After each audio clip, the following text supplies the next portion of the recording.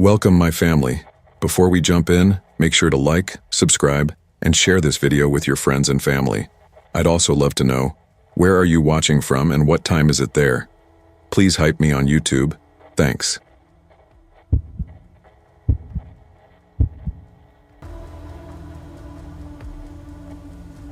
If you'd told me a few years ago that I'd still be working the night shift at Wendy's, I probably would have laughed. Not because I thought I was better than it, but because I swore I'd never let it become permanent. I was 28, burned out, and running on fumes that December. 3 double shifts in a row, covering for people who called out sick, though I knew half of them were just ducking the holiday chaos. The week before Christmas brings out the worst in everyone: impatient customers, sloppy coworkers, managers who suddenly find religion in budget reports and labor hour caps. That Sunday night, I wasn't even supposed to be there. I had a train to Dayton, leaving just after midnight to see my little brother. We hadn't been in the same room in 2 years. But then Travis, our night supervisor, called me while I was brushing my teeth and said, "Rachel, I know it's last minute, but Kayla bailed and Kevin's sick. Can you come in just a few hours?" I didn't say no. I never do. Maybe I hate disappointing people more than I hate disappointing myself. It was 10:45 p.m., and the dining room at our Broad Street location was mostly empty. A few scattered customers eating slowly, trying to stay warm. The cracked speaker above the soda machine was still playing Christmas music, some warbled version of Let It Snow. I was wiping down the corner tables, humming along to fill the silence. Travis was in the back rearranging frozen patties when the front door opened. He walked in like he didn't belong, tall, maybe early 40s, button-up shirt slightly wrinkled, no jacket. It was 18 degrees outside. His shoes were damp like he'd walked a long way through snow, and his hair looked like it had been combed with his hands in a gas station mirror. "Evening," I said automatically. "Can I get you something?" He didn't speak for a moment, just stared at the lighted menu behind me, mouth slightly open. Then softly, "Just the pancakes." I blinked. "Minutes." "Sorry, we don't serve pancakes here. You might be thinking of IHOP. It's about 5. You served them before." He interrupted, eyes narrowing. My stomach dropped just a little. "No, sir. Wendy's has never served pancakes." His hand came up, finger pointing past me toward the corner booth. She brought them out. She smiled. I was here, right there. The weird thing wasn't what he said. It was how he said it. Like he was trying to make me remember something we both knew never happened. Like he was waiting for me to admit I was lying. I stayed polite. "Maybe you're thinking of a different place, it happens." He stepped forward once, his voice lowered. "I don't forget things. You think I'm stupid?" My heart skipped. Not because he was yelling, he wasn't, but because he was so sure. There was no slur in his words, no stink of alcohol, just this weird, controlled intensity. Behind me, I caught Travis's eyes through the little window in the kitchen door. I gave a small nod. He disappeared, probably to call someone. The man sat down in that same booth, started talking to himself. Low, uneven words. Smiled. No syrup. She lied. She lied. She then. He began humming, off-key, like a kid trying to remember a song he never actually learned. I stood still behind the counter, heart picking up speed. I should have left then, but I didn't. And that was the mistake. He was still muttering when he stood up again and walked to the counter. I took a step back. "I changed my mind," he said, staring through me. "I'll take a Frosty."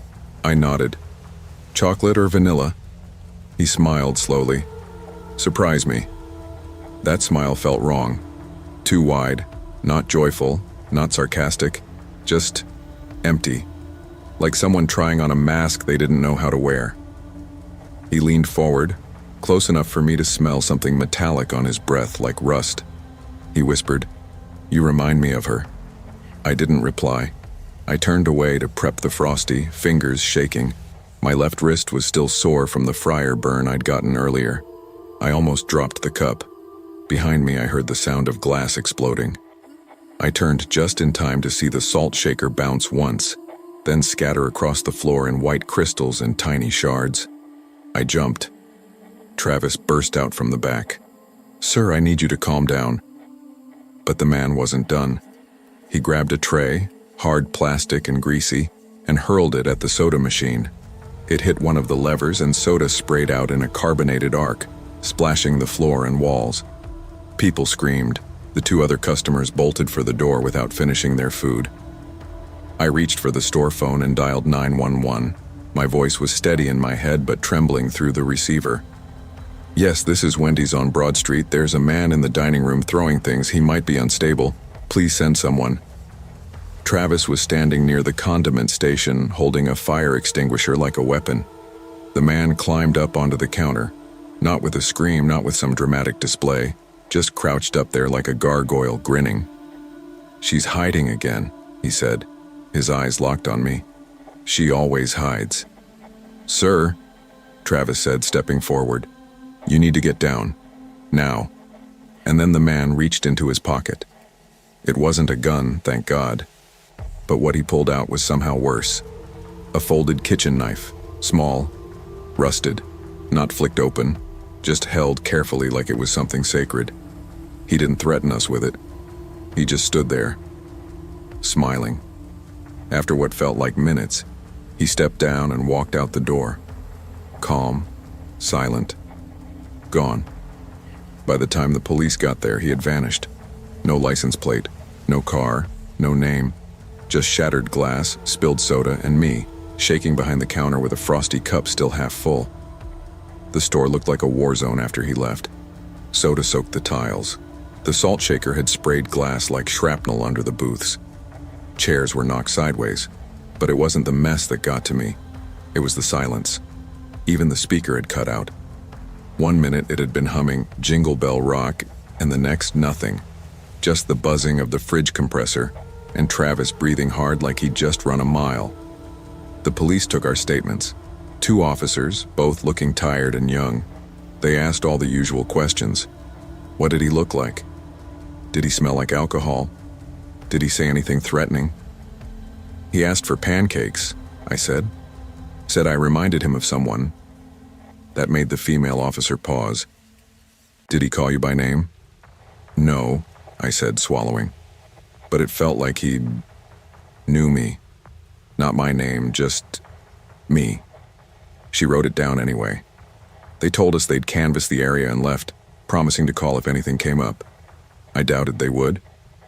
EMS gave me a blanket and I sat in the break room while Travis locked up early. The adrenaline was fading, and I felt it all at once. My hands were shaking, my stomach twisting itself into knots. I hadn't eaten since a half-melted Frosty hours ago, but I didn't feel hunger. Just the echo of that man's voice in my head. You remind me of her. She's hiding again. Travis poked his head in. You okay? I missed my train, I said softly. It was 12:28 a.m. Now, I was supposed to be halfway to Dayton by Rachel, he said, voice low. You don't have to come in tomorrow. Take a day. Hell, take 2. I nodded, but I already knew I'd come back. I always do.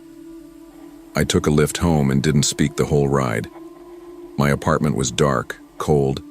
I didn't turn on the lights. I just curled up under the blanket on my couch and stared at the ceiling. He didn't do anything to me. He didn't touch me. Didn't even yell. But it felt like he got inside something. Some part of me I didn't even know was exposed. And now he was in there. Uninvited, whispering. 2 days passed. I didn't talk about it. Not to coworkers, not to my brother, not even to myself. I told everyone I was fine, and for the most part, I went through the motions like I always did. Then on Tuesday morning, I checked my email. Among the coupons and spam was one anonymous message. No subject, no sender. Just a line of text. I found the syrup. I stared at it for a long time. My first thought was that someone from the police had leaked something, or maybe Travis told someone at corporate, and now it was some cruel joke. But it didn't feel like a joke. It felt deliberate, personal. I clicked on the email to see if there was a signature. Nothing. Just a blank screen after that one sentence. Not even a timestamp. I didn't respond. I didn't delete it either. That night I dreamt I was working alone. The restaurant was full of people, but no one had faces. Just shadows, sitting at tables, waiting for food that never came. The soda machine sputtered out syrup instead of soda. It pooled across the floor. The speakers whispered names I couldn't understand. And in the dream, he was there, sitting in the same booth, smiling. "I told you she was hiding," he said. "But she comes back eventually. They always do." I woke up drenched in sweat. My phone said 2:39 a.m. Outside, it was snowing again. Quiet. Gentle. I didn't sleep after that. I didn't tell anyone about the email. I thought about forwarding it to Travis or even the police. But what would I say? The guy who asked for pancakes sent me a cryptic message about syrup. They'd file it under crazy late-night customer behavior and move on. Still, something about it kept circling in my head. I stopped sleeping properly. I'd close my eyes and feel the fluorescent hum of the Wendy's lights, the stickiness of soda on tile, that off-key humming like a broken music box turning too slow. Every time I passed the corner booth, I'd picture him sitting there. The next few shifts were quieter. People were tense, but no one said much about what happened. It's weird how fast places like this return to normal like nothing ever occurred. New fryer oil, freshly scrubbed counters, Christmas music back on rotation like the whole thing had been wiped away with bleach and glass cleaner. But I felt different. Not just shaken, split. I started checking the security cams every hour, even when I didn't have to. I caught myself flinching when someone came in alone. And every time someone asked for something off menu, I'd brace myself. My brain kept inventing worst-case scenarios like it was trying to train me for the next time. Because some part of me knew this wasn't over. And then came Friday night. We were closing up, me, Travis, and a new hire named Talia. The usual cleaning playlist was playing just enough to drown out the hum of the fryers. I was taking out the trash when I saw it, taped to the back door, an old faded IHOP receipt. Just one item circled in red ink. Pancakes with syrup below it, scrawled in uneven handwriting. "I told you." I didn't scream. I just stood there, bag of trash in hand, staring at it like it might rewrite itself. I peeled it off the door and walked back inside, locking the door behind me like that would help. I showed Travis. He looked pale but didn't say much. "Probably some kid messing around," he said. But I knew better. The guy had never been drunk. He wasn't confused. He was searching for someone. And I looked enough like whoever she was to spark something in him. I had reminded him of a person he had unfinished business with, real or imagined. The cops never found him. I stopped asking. The email disappeared from my inbox a week later. Vanished. No trace in the trash folder. No record in sent or received logs. I don't know what happened to him. But sometimes, like when I'm walking through the parking lot after close or catching my reflection in the glass at night, I think about his eyes. The way he didn't see me. Just some echo of someone else. Like I'd become a mirror for his worst memory. And you know what scares me most? One day I might do the same to someone else. Sometimes the scariest people aren't the ones who shout or threaten. They're the ones quietly drowning in memory, looking for ghosts in strangers' faces. And when they find a resemblance, even a faint one, they don't see you. They see what they lost, what hurt them, what haunts them. You just happen to be standing in the wrong light at the wrong time. The lesson? We carry our pain everywhere, into restaurants, night shifts, empty booths. But we're not always aware of how it leaks into the lives of others. And sometimes, if we're not careful, we become someone else's ghost. Long before this happened, I used to think I was a pretty rational person. The kind who double-checks facts, doesn't fall for ghost stories or internet hoaxes, and believes that everything has a logical explanation if you dig deep enough. I still think that sometimes. But what happened to me last winter made me question where the line is between what we see and what we feel. It started 3 months after I moved to Columbus, Ohio. I was 23, fresh out of design school, with a new job at a boutique firm that mostly handled web layouts for local businesses. It wasn't glamorous, but it paid the bills, and I finally had my own place. A tiny studio apartment off Neal Avenue.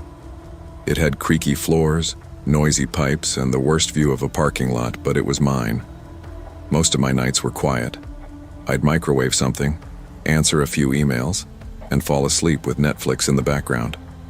But that Saturday, I stayed late at the office revising a client's restaurant menu mock-up.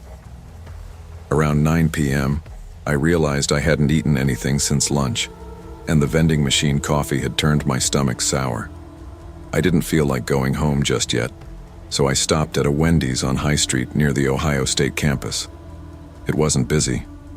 One of those places where the lights are a little too bright and the air smells like fry oil and cleaning spray. There were maybe 3 other people inside. I ordered a baked potato and small chili. No drink.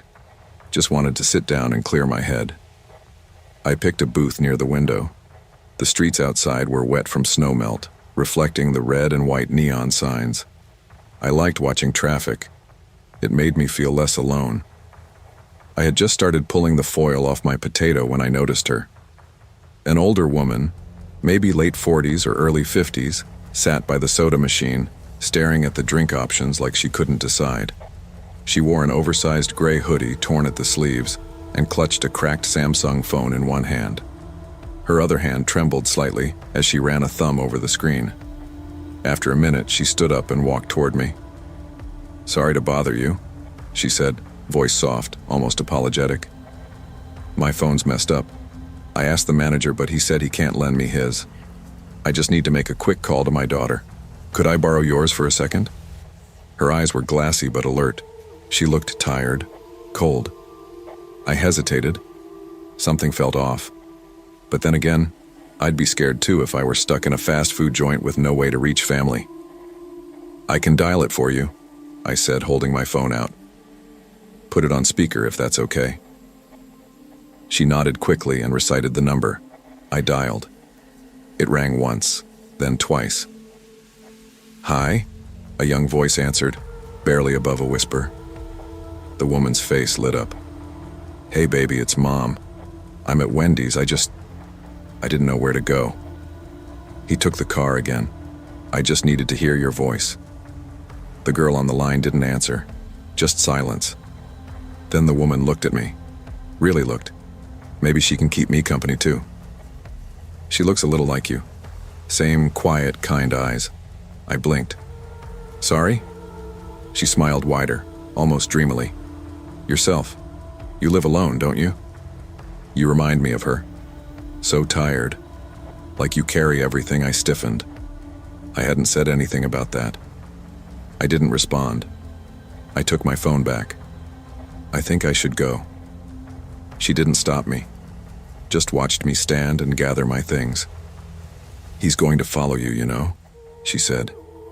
"He always does when I find someone new." I threw away my food, barely touched.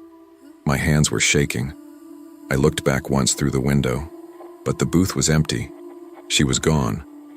Just like that. I didn't sleep that night. When I got home, I checked the locks twice, turned every light on, even ran a hot bath to calm myself down. But that woman's voice stuck with me. The way she'd stared. That line. "You live alone, don't you?" How did she know? I tried to write it off as coincidence. Maybe I looked single. Maybe she was just fishing for sympathy. Still, when I finally crawled into bed around 2:30 a.m., I tucked my phone under my pillow, just in case. Sunday was quiet, cold and gray. I didn't leave the apartment. I tried to distract myself with laundry and YouTube, but around mid-afternoon I remembered something. The call. I wanted to make sure she hadn't somehow saved her daughter's number or accessed my contacts.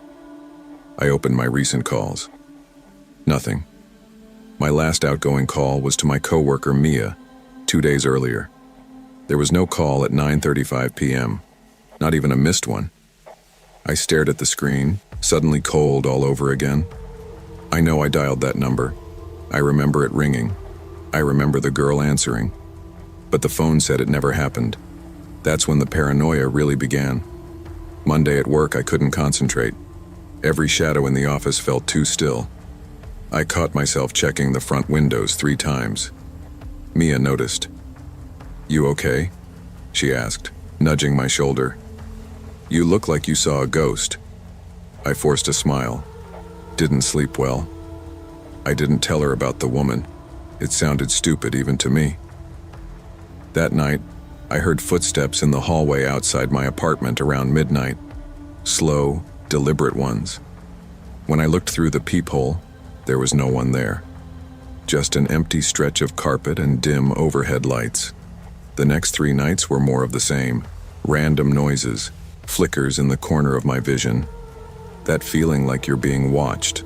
Not in a paranoid way, but in the animal instinct kind of way. A tightening in your gut that you can't explain. I started leaving the bathroom light on at night. I even moved my dresser in front of the front door just in case. It wasn't much, but it gave me a small illusion of control. On Thursday, my boss pulled me aside. "You've been off this week," he said gently. "Your energy's weird. You okay?" "You're doing good work, don't get me wrong," but I nodded too quickly. "Just adjusting to the cold." He smiled. "Well, hang in there. We like having you." That night, I dreamed of her. Not the woman, but her voice, over and over. "He always follows me. He always follows." When I woke up, the hallway light outside my door was out. By Friday, I'd stopped pretending everything was fine. I hadn't slept more than 3 hours a night all week. I was jumpy, irritable, and barely eating. When Mia asked if I wanted to grab lunch, I lied and said I had a dentist appointment. It wasn't just fear anymore. It was the kind of gnawing anxiety that sinks into your bones. Like you're waiting for something you can't stop, and you know it's coming, but you don't know when. I started taking Ubers home from work even though it was only a 10-minute walk. I avoided the windows in my apartment. I unplugged the TV and stopped listening to music. The silence helped me focus, helped me hear if anything moved. Saturday night marked 1 week since Wendy's. I told myself I had to break the spell, get out of the house, prove to myself it was just some weird moment that got under my skin. So I did something kind of stupid. I drove back to the same Wendy's, same parking lot, same flickering sign above the door, same old soda machine humming by the counter. But the moment I stepped inside, I knew something was off. Not wrong, not dangerous, just shifted. The lighting was dimmer than I remembered. The air was heavier, like the HVAC wasn't working right. The only people inside were 2 tired-looking students at the back booth and an older man mopping the floor. I ordered the same thing, baked potato, small chili, no drink. The cashier handed me a tray and muttered something I didn't catch. I sat in the same booth, near the window, facing the soda machine, and I waited. Maybe I thought she'd show up again. Maybe I was hoping she wouldn't. But part of me, the part that had been clenched in fear all week, needed to see her again, needed to understand what had happened. She didn't come. But something else did. Halfway through my chili, I got the feeling I wasn't alone. Not in the physical sense. There were still people inside, but it felt like someone was sitting across from me, just out of sight. Like if I moved my head too fast, I'd catch them watching. I looked at my phone, trying to shake it. That's when I noticed something new. A number. In my notes app. It was just sitting there. A 10-digit phone number and a note titled, "She said call back." I didn't write that. I hadn't opened notes all week. I copied the number, dialed it. It rang once, then silence. No voicemail, no tone, just stillness. Then I heard something. Not through the phone, behind me. A whisper, close. He knows now. I turned around. No one was there. I didn't drive home. I sat in my car for almost an hour, parked outside the Wendy's, watching the front doors like they might open on their own. The number was still in my phone. I deleted it. Then I checked the notes app again. It was back. She said call back. Same number, same title. But now, beneath the number, something new had appeared. You left the door unlocked. I almost dropped my phone. My stomach turned cold. I opened my smart home app and checked the door log. Nothing had triggered the sensor in 3 hours, but I wasn't convinced. I called a locksmith that night and had the whole deadbolt replaced. Added a second lock too. I told the guy I had a bad roommate experience. He didn't ask questions. Sunday, I called off work for the next few days. I needed space. I needed sleep. But more than anything, I needed to feel like I was in control again. That afternoon, I got a text from an unknown number. No name. Just one sentence. She's gone. But he's not. I blocked it. I changed my number the next day. I deleted all social media. I unplugged my laptop and started using a burner phone. I know how paranoid that sounds, but something had changed. In me and around me. I never saw the woman again, but I felt her absence like a hole in the air. And I began to wonder if she'd ever really been there to begin with. Maybe she was just the warning. And whatever came after, whatever I'd brushed up against, was the real danger. That week I heard scratching at my window around 3 a.m. I live on the 3rd floor. It's been 7 months now. I moved apartments, switched jobs, changed cities. I don't talk to my old coworkers anymore, and I never eat at fast food chains after dark. Most nights, things are quiet again. I fall asleep to podcasts. I keep a desk lamp on low. I don't check the peephole unless I hear something loud. That's progress, I guess. But some nights, the worst nights, I hear the sound of a cracked phone sliding across a table. I dream of a woman with a crooked smile and tired eyes. And sometimes I still get those calls. They come from numbers with no caller ID, no audio, just breathing.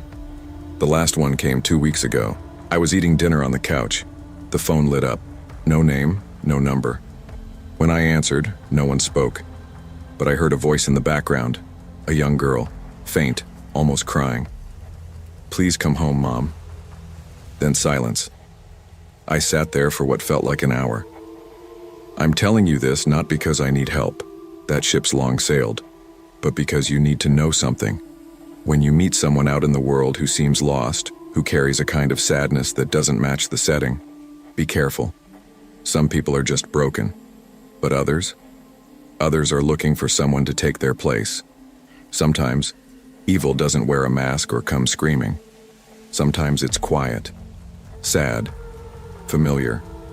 Be cautious with what and who you let into your life. Not every cry for help is what it seems, and not every kindness is free. Trust your instincts. Protect your space. Because once something follows you home, it doesn't always leave. Not completely. It's strange, the things you remember in perfect detail when the world changes in an instant. For me, it's the sound of the soda machine in that Wendy's on Dale Mabry. The low, rhythmic hum of it, the little hiss when someone filled their cup, the quiet chatter of families a few booths away, that smell of fries and processed cheese and old mop water. It was a normal Saturday night in Tampa, the kind where the air still held a little heat even after sunset, and the sky was this washed-out blue that made everything feel a bit tired. I hadn't planned to go out, but Max had been restless all day, pacing near the door, ears up like he was trying to tell me something. That dog, he always knew when I needed a break. Maybe it was him or maybe it was me, but either way, we ended up in my truck just before 8. Took a drive, windows down, no real destination, just the two of us, like always. We ended up at Wendy's, the one we always went to. Max didn't bark or whine. He just sat upright in the passenger seat, looking out the window like he was the one checking the drive-thru menu. I ordered what I always ordered, Dave's triple with fries for me, a plain grilled chicken patty for him. No seasoning, no sauces, just simple protein for my boy. That had been our routine for years.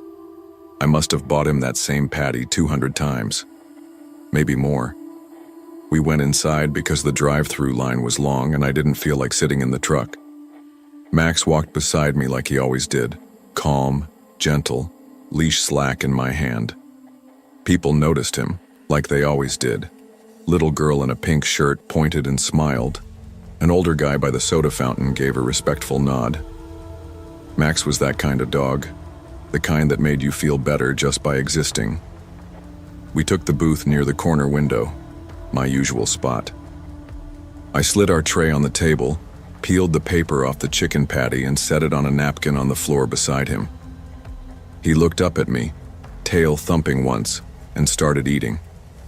5 minutes passed, maybe 6, and then he whimpered.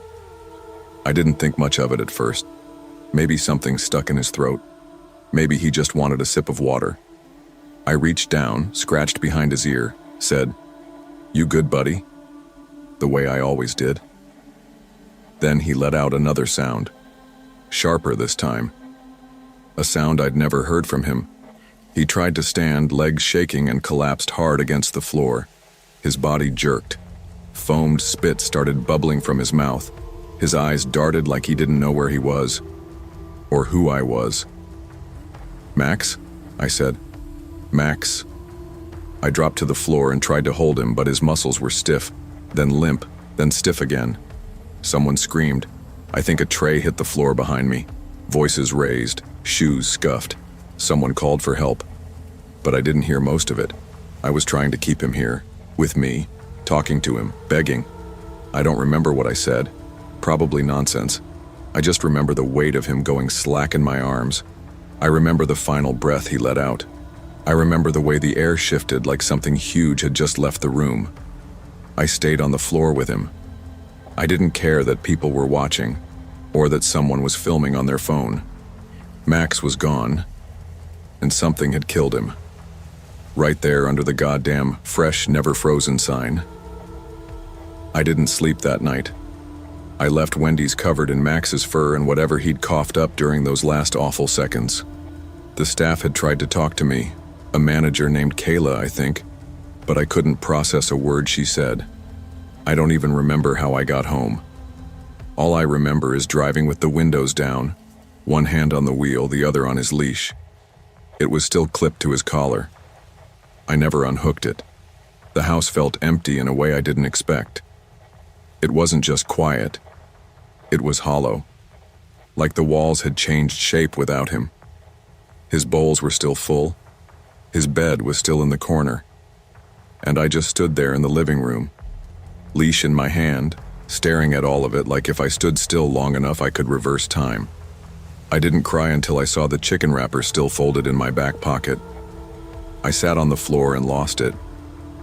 The next morning, I posted the story. Not because I wanted attention, hell, I barely use Facebook, but because something about the way Max died felt wrong, sudden, violent. It wasn't a seizure. I've seen dogs seize. This was something else. Poison, toxin, something in that patty killed him, and I needed people to know. I didn't expect the post to spread the way it did, thousands of shares by the next afternoon. Local news outlets started calling. Animal groups reached out. Some woman in St. Petersburg messaged me that her golden retriever got sick a week earlier. Same thing, plain chicken patty from a different Wendy's. Then another family in Sarasota. Then one up in Ocala. Same symptoms, same food. The pattern was starting to form, but the company didn't say a damn thing. Just a canned apology someone from PR must have copied and pasted into every email. We are investigating this matter internally and take food safety seriously. They always say that, but it doesn't bring back the dog who slept beside you every night for 7 years. It doesn't erase the sound of him choking in a place you thought was safe. I wanted answers, so I started digging. First, I took what was left of the chicken patty. I'd scooped it into a Ziploc with shaking hands that night, and brought it to a local vet I knew from the VA support group. She ran tests, said she'd never seen anything like the reaction Max had. The speed, the violence. Then the lab called. Traces of xylitol, harmless to humans, lethal to dogs. And that's when it all clicked. The moment I heard the word, I froze. Xylitol. I knew about it. Everyone with a dog should. It's in sugar-free gum, protein bars, sometimes even peanut butter. Ingesting even a tiny amount can kill a dog within minutes. And now it had shown up in the grilled chicken from Wendy's, something I'd trusted to be clean, plain, and safe. I called the vet back. She confirmed it. It's not naturally in chicken, she said. Not deliberately maybe, but it got in there somehow. Someone added I sat on my back porch that night with Max's leash draped across my lap, staring at the oak tree he used to chase squirrels around. My hands trembled in this slow, hollow way, not like fear, like betrayal. That's what this was. Betrayal. By the system, by the chain I gave my money to, by every regulation that's supposed to keep food safe, not just for people, but for the animals we bring with us, our companions, our family. I reached out to the other pet owners who'd messaged me. We started comparing notes. Same story. Chicken patties. Dogs getting violently ill. A few survived, barely. Others didn't. One woman had even filed a complaint with corporate 2 weeks prior. Never got a follow-up. That's when I stopped hoping Wendy's would step up on their own. I started reaching out to reporters. One of them, a guy named Dale from Channel 10, actually listened. Came to my place, asked real questions. I showed him the lab results. The map I'd started pinning with red dots where dogs had gotten sick. He nodded slowly and said, "You've got something here, Tyler. They'll have to respond now." And sure enough, 3 days later, the health department showed up at the Wendy's on Dale Mabry, shut it down for inspection, full scrub of the kitchen, statements collected, employees questioned. That same day, a low-level employee leaked something to a friend of one of the other dog owners. A photo, a shipping label, a batch of powdered sweetener, meant for a sugar-free dessert plant, had been delivered to a Wendy's distribution warehouse 2 weeks before Max died. No one knows how it ended up in the seasoning mix for grilled chicken. No one trained the line cooks to check the ingredient codes. They just dumped what they were given. It wasn't malice, it was negligence. And that kind of negligence kills. I sat in my truck outside the Wendy's that night, watching through the glass as a man in gloves power washed the tile where Max had died. The fluorescent lights made everything look cleaner than it was. Sanitized. Fake. I didn't get out. I just sat there and whispered, "I'm sorry, bud." I owed him more than that, but it was all I had.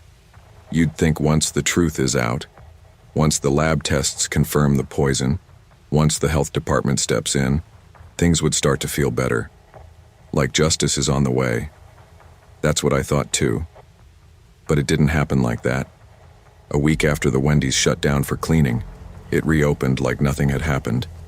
New posters on the windows, fresh uniforms on the staff, a little "We're committed to safety" sign posted near the register in that polite corporate font. Not a word about Max, or the other dogs. Corporate issued a public statement, buried under marketing spin, claiming the contamination came from a mislabeled vendor shipment and that appropriate steps have been taken.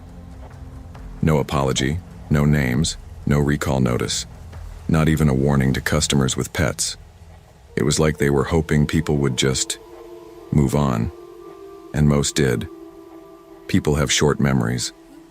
There was another story in the news about a gas explosion that took the spotlight that week. The Wendy's drive-thru filled up again. People sat in the same booths, laughed, dipped fries in Frosties, just like before. But I couldn't move on. Max had died in my arms, and no one had been held accountable. I started getting quiet, withdrawn. Friends stopped checking in as often. Even my VA group didn't really know what to say. Most of them had lost someone overseas. I guess to them, a dog didn't quite register the same. But they didn't know Max.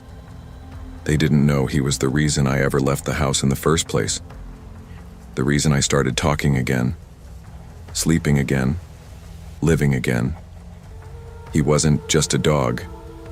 He was my tether to the world. I tried talking to a lawyer, but they told me what I already feared. Pets are considered property under the law. No pain and suffering damages, no real recourse. Maybe a settlement if I wanted to push, but it wouldn't be public. Wouldn't change anything. That night I took a drive. Ended up back at Wendy's, parked in the same space. Stared at that glowing red sign like it had something to say for itself. I didn't go inside, just sat there. Until someone walked out with a bag in their hand and a small white dog trailing behind them on a pink leash. That was the moment it really hit me. People were still feeding their dogs here. Because they didn't know. Because the company had made sure they wouldn't. I stopped fighting after that. Not because I gave up. Not really. I just realized the war I wanted to win wasn't one I could. No one was going to shut the place down for good.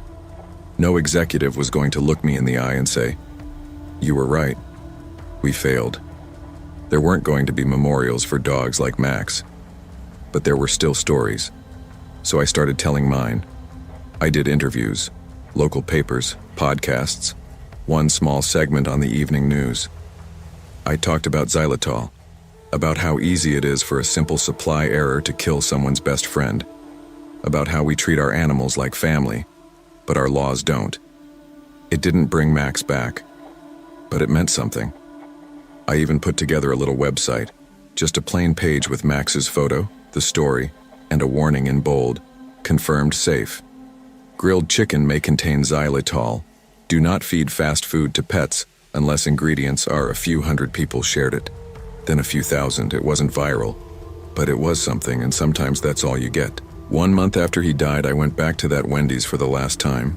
I didn't eat, didn't even bring my wallet inside. I just sat at our booth, the one by the corner window, and stared at the tile where he'd collapsed. They'd replaced it, or scrubbed it so clean it didn't look the same. Either way, it didn't matter. I sat there a while. People came and went. A kid spilled his soda. A couple argued quietly in the booth beside me. The world kept moving. Eventually, I stood up. I left a picture of Max on the table, and I walked out. I haven't been back since, but I do still carry his leash in my glove box. It's frayed now, sun-bleached and worn, but I keep it close. A reminder, not just of him, but of the promise I made the night he died, that I wouldn't let the silence win. We trust companies with more than our money. We trust them with our time, our habits, sometimes even our families, human and otherwise. But that trust is fragile, and when it's broken, the consequences aren't always measured in dollars or headlines. They're measured in grief, in what's lost.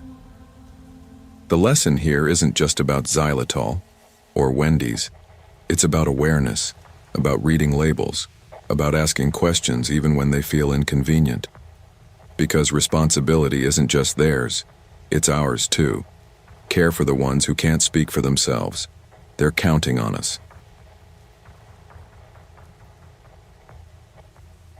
I never signed up for scary nights. I was just trying to keep rent paid. I'm Jordan Blake, 22, working double shifts at Wendy's, saving up for a life away from my mom's house and her boyfriend's loud complaints. It was February 4th, a Sunday, around 10:39 p.m. The floor was half empty, the staff nearly gone. Carmen, our manager, usually left at 10. Soft jazz played from a phone behind the counter while I cleaned tables and finished the front register closing. I was exhausted. My bones ached. I just wanted to finish the shift and go home. That's when 2 men walked in. One younger guy in his 30s, neat collared shirt, polite. The other older man, reddish skin, unsteady steps, breath thick with alcohol. The younger man smiled. 2 bacon doubles, ma'am. Water is fine. I rang them up. Greeting polite. Routine. They sat in the far corner. I went to clear another table and noticed the older man looking at me. Not just glancing. Staring. Eyes locked. I looked away, heart rate rising. I dropped off their tray, then moved back to the register. The older man, Ted, leaned over. "You got a boyfriend, huh?" He slurred. I didn't answer. Tried to stay professional. Then louder. "You look real pretty in that uniform." Bet his nephew hissed, "Hey, chill." Ted stumbled to his feet. "We came in for service, not attitude." My jaw clenched. I said firmly, "Sir, we're about to close. Please finish your food." Then he grabbed my wrist, hard and unsteady. I froze before pulling away. His grip was sweaty, rough. Kenny stormed out of the kitchen. "Let her go." Ted leaned closer. "I just want to talk." I backed up to the soda station. "Please leave. Now." He threw ice onto the floor and smirked. "You think you're better than me?" He said he'd built bigger houses than this place. I just stood there shaking, adrenaline flooding. I called Carmen on the line, shaky but urgent. She said police were on the way. Ted pulled a switchblade from his boot. The nephew panicked. Rope tension built as the older man advanced. Kenny grabbed a metal tray and stood between us and Ted. "Back off." The older man laughed. "I've done worse fights than this since '82. I felt so small. Then the nephew grabbed the fire extinguisher corner side and blasted foam into Ted's face. Ted screeched, dropped the knife, coughing. Kenny grabbed him, tackled him to the floor. I bolted to the storage room, locked it behind me, and called 911. My phone's voice cracked, words jumbled. Through the door's gap I listened, scrambling feet, low curses, clanking utensils. I wrapped myself around the phone, waiting for sirens. 6 minutes later, police burst in. It felt like eternity. They handcuffed Ted and helped him sit on the floor. Paramedics arrived. His nephew, eyes wide, was taken aside by officers for questioning. Turns out Ted was on parole for assault. The nephew explained he was trying to take him for food after a relapse. Guilt and regret burned off his face. My hands were still shaking hours later.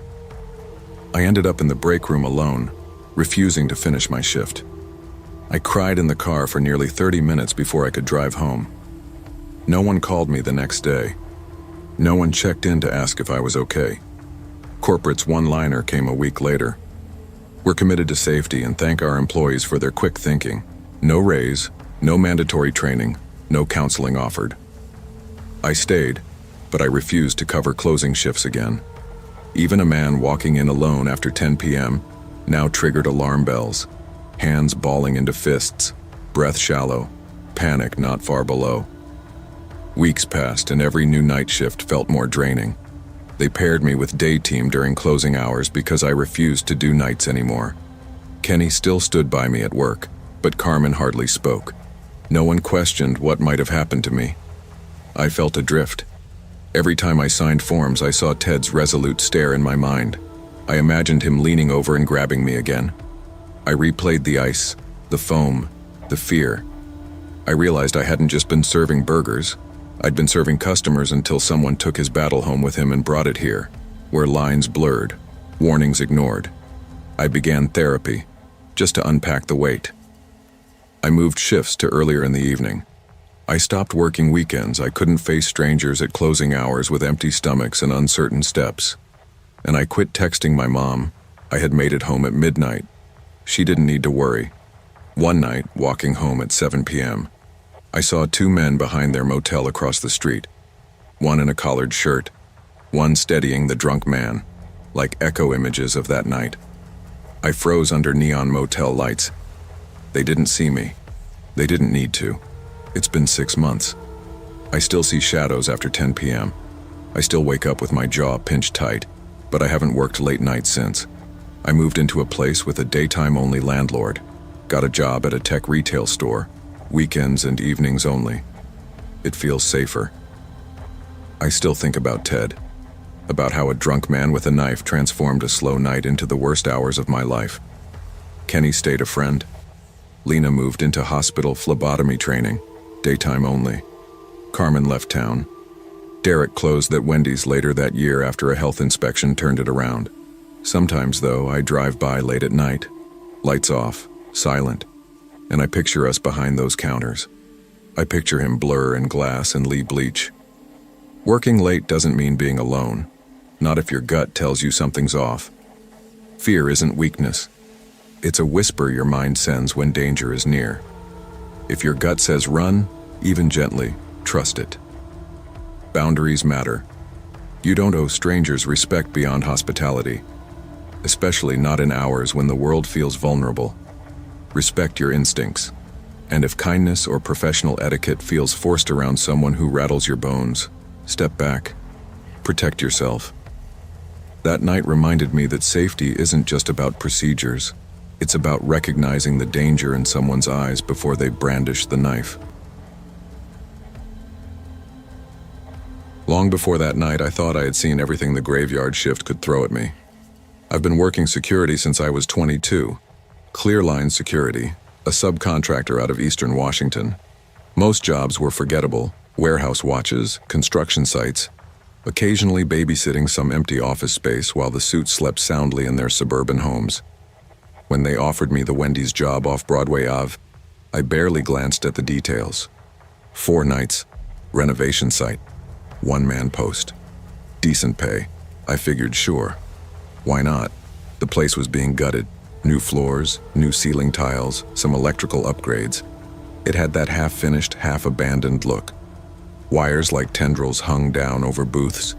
Insulation peeked from the walls, and the usual fast food smell had been replaced with chemicals and dust. First night, I brought a thermos of coffee, a couple of energy bars, and a paperback I never opened. Spent most of the shift at the back corner booth near the emergency exit, watching shadows crawl along the soda machine. It was boring, uneventful, textbook work. Second night, same. But the third night, something shifted. Not just the job. Me. Something in me changed. I clocked in around 10:30 p.m., signed the log sheet left by the contractor. The only lights still functioning were in the kitchen and above the front counter. The rest flickered randomly like they were half alive. I made a sweep of the perimeter. No signs of entry, no tools missing, nothing moved. I settled into my booth, same seat, same view. It was a little after 2 a.m. when I heard the clatter, faint, metallic like a tool dropped on tile. I stood slowly, flashlight in hand. Maybe the painter left something unsecured. Maybe the floor crew stacked some gear wrong. I walked toward the prep area. Everything looked untouched. But when I turned around, there it was. A single chair pulled from the center table, angled just slightly, like someone had been sitting there watching the kitchen. I stood frozen. I had stacked that chair earlier. I was sure of it. Still, I talked myself down. Back in. Maybe I missed one. Maybe I brushed it walking by. I pushed it. Then I returned to my booth and sipped lukewarm coffee, trying to shake the chill that had settled behind my neck. I should have gone home that night. But I stayed. It was 3:07 a.m. when things got strange. I remember because I checked my phone for the third time in 10 minutes, hoping a podcast would distract me. No service, of course. Building was a dead zone. Then, that chime, soft, electronic. The entrance sensor beeped once like someone had walked in. I sat bolt upright. No one else was supposed to be there. Not the crew, not even management.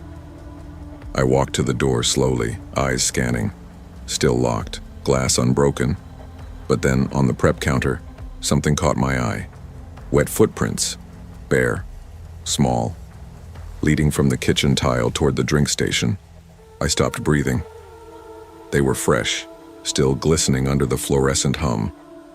I followed them, one cautious step at a time. They ended halfway to the soda machine, just stopped, like the person had disappeared mid-stride. "Clear line 21 to base," or I said into my walkie. "Dispatch, do you copy?" Only static. I turned back toward the kitchen. Something wasn't right. The air felt wrong. Too still. Too heavy. I stepped through the swinging door, and just as I reached for the freezer handle, I heard it. A loud clang behind me. Dining area. I spun. Every single chair in the restaurant and every one I had stacked was now pulled out. My blood went cold. I couldn't move. Couldn't breathe. I backed slowly into the kitchen and locked the door behind me.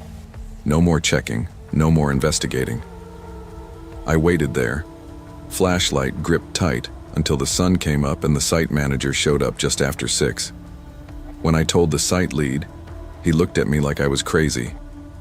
"Maybe you were tired," he said. "While." "Been there.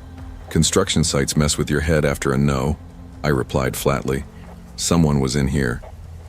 "No signs of entry, nothing stolen, no cameras active yet, no footprints on the tile except yours." I showed him my phone, the photos of the wet steps, the timestamp. He just shook his head. "Sleep deprivation," he said again, like a diagnosis. I quit the job that morning. No 4th night. Clearline wasn't happy about it, but they understood. Sort of. That same night, they assigned a new guard. Female, mid-30s. I never got her name, but I heard she only lasted an hour. Reported hearing a child's voice whispering from the locked bathroom stall. Said it was singing. When she tried to speak back, it stopped. She left her post mid-shift, crying. Never came back. Renovations finished on schedule. Wendy's reopened 2 weeks later with new tile, new paint, a fresh set of underpaid teenagers manning the fryer. But night staff started talking, lights flickering without cause. Weird cold pockets in the kitchen. One guy swore he heard someone breathing in the freezer when he was alone. No proof, just stories. Whispers. A few employees quit. Most just chalked it up to nerves, ignored it. The kind of thing you laugh about during closing shifts, when the register's balanced and you're mopping under fryers. But I couldn't forget it. Every time I passed that stretch of Broadway at night, I slowed my car. Sometimes I still do. There's something about that Wendy's, something that stayed. That place remembers. 6 months later, I was doing a post at a dental office across town. Easy gig. Same kind of thing. Watch the tools, keep the place locked up, stay awake. It was around 1:30 a.m. when I nodded off briefly, head on my forearm. Only for a minute. When I sat up, heart pounding, I scanned the room. All the equipment in place. Except one of the plastic waiting room chairs was pulled out, facing the window. It could have been a coincidence. Could have been a patient or janitor earlier. But I sat there staring at it for a long time. And I realized something. It wasn't just the building on Broadway. It was me. Sometimes the things we dismiss, flickers, sounds, the feeling someone's behind you, aren't figments of stress or fatigue. Sometimes places carry memories, and sometimes those memories attach themselves to people. Pay attention to the quiet moments, because some echoes don't fade, and some chairs are pulled out for you. They always say you shouldn't start a big week running on empty. I guess that makes sense. Sleep deprivation skews your judgment, dulls your reactions, makes you see things that might not even be there. That's the official line anyway. The thing the cops muttered when I tried explaining what happened to me that Monday morning in Jacksonville. But I know what I saw. I flew in from Dallas on a red-eye, landed at Jack's just past 6 a.m. after an overnight delay in Atlanta. I'd been up nearly 30 hours by the time I got to baggage claim. My name's Daniel Ross, 32, single junior audit lead at a mid-tier logistics firm. Not the kind of guy people remember. I was in town to evaluate a regional division's operational compliance. Basically a week of spreadsheets, late emails, and half-hearted client dinners. My hotel wouldn't check me in until noon, and the coffee from the airport vending machine had already done damage to my stomach. I just needed something solid, someplace quiet to collect myself before I started pretending to care about freight margins and outdated scanner logs.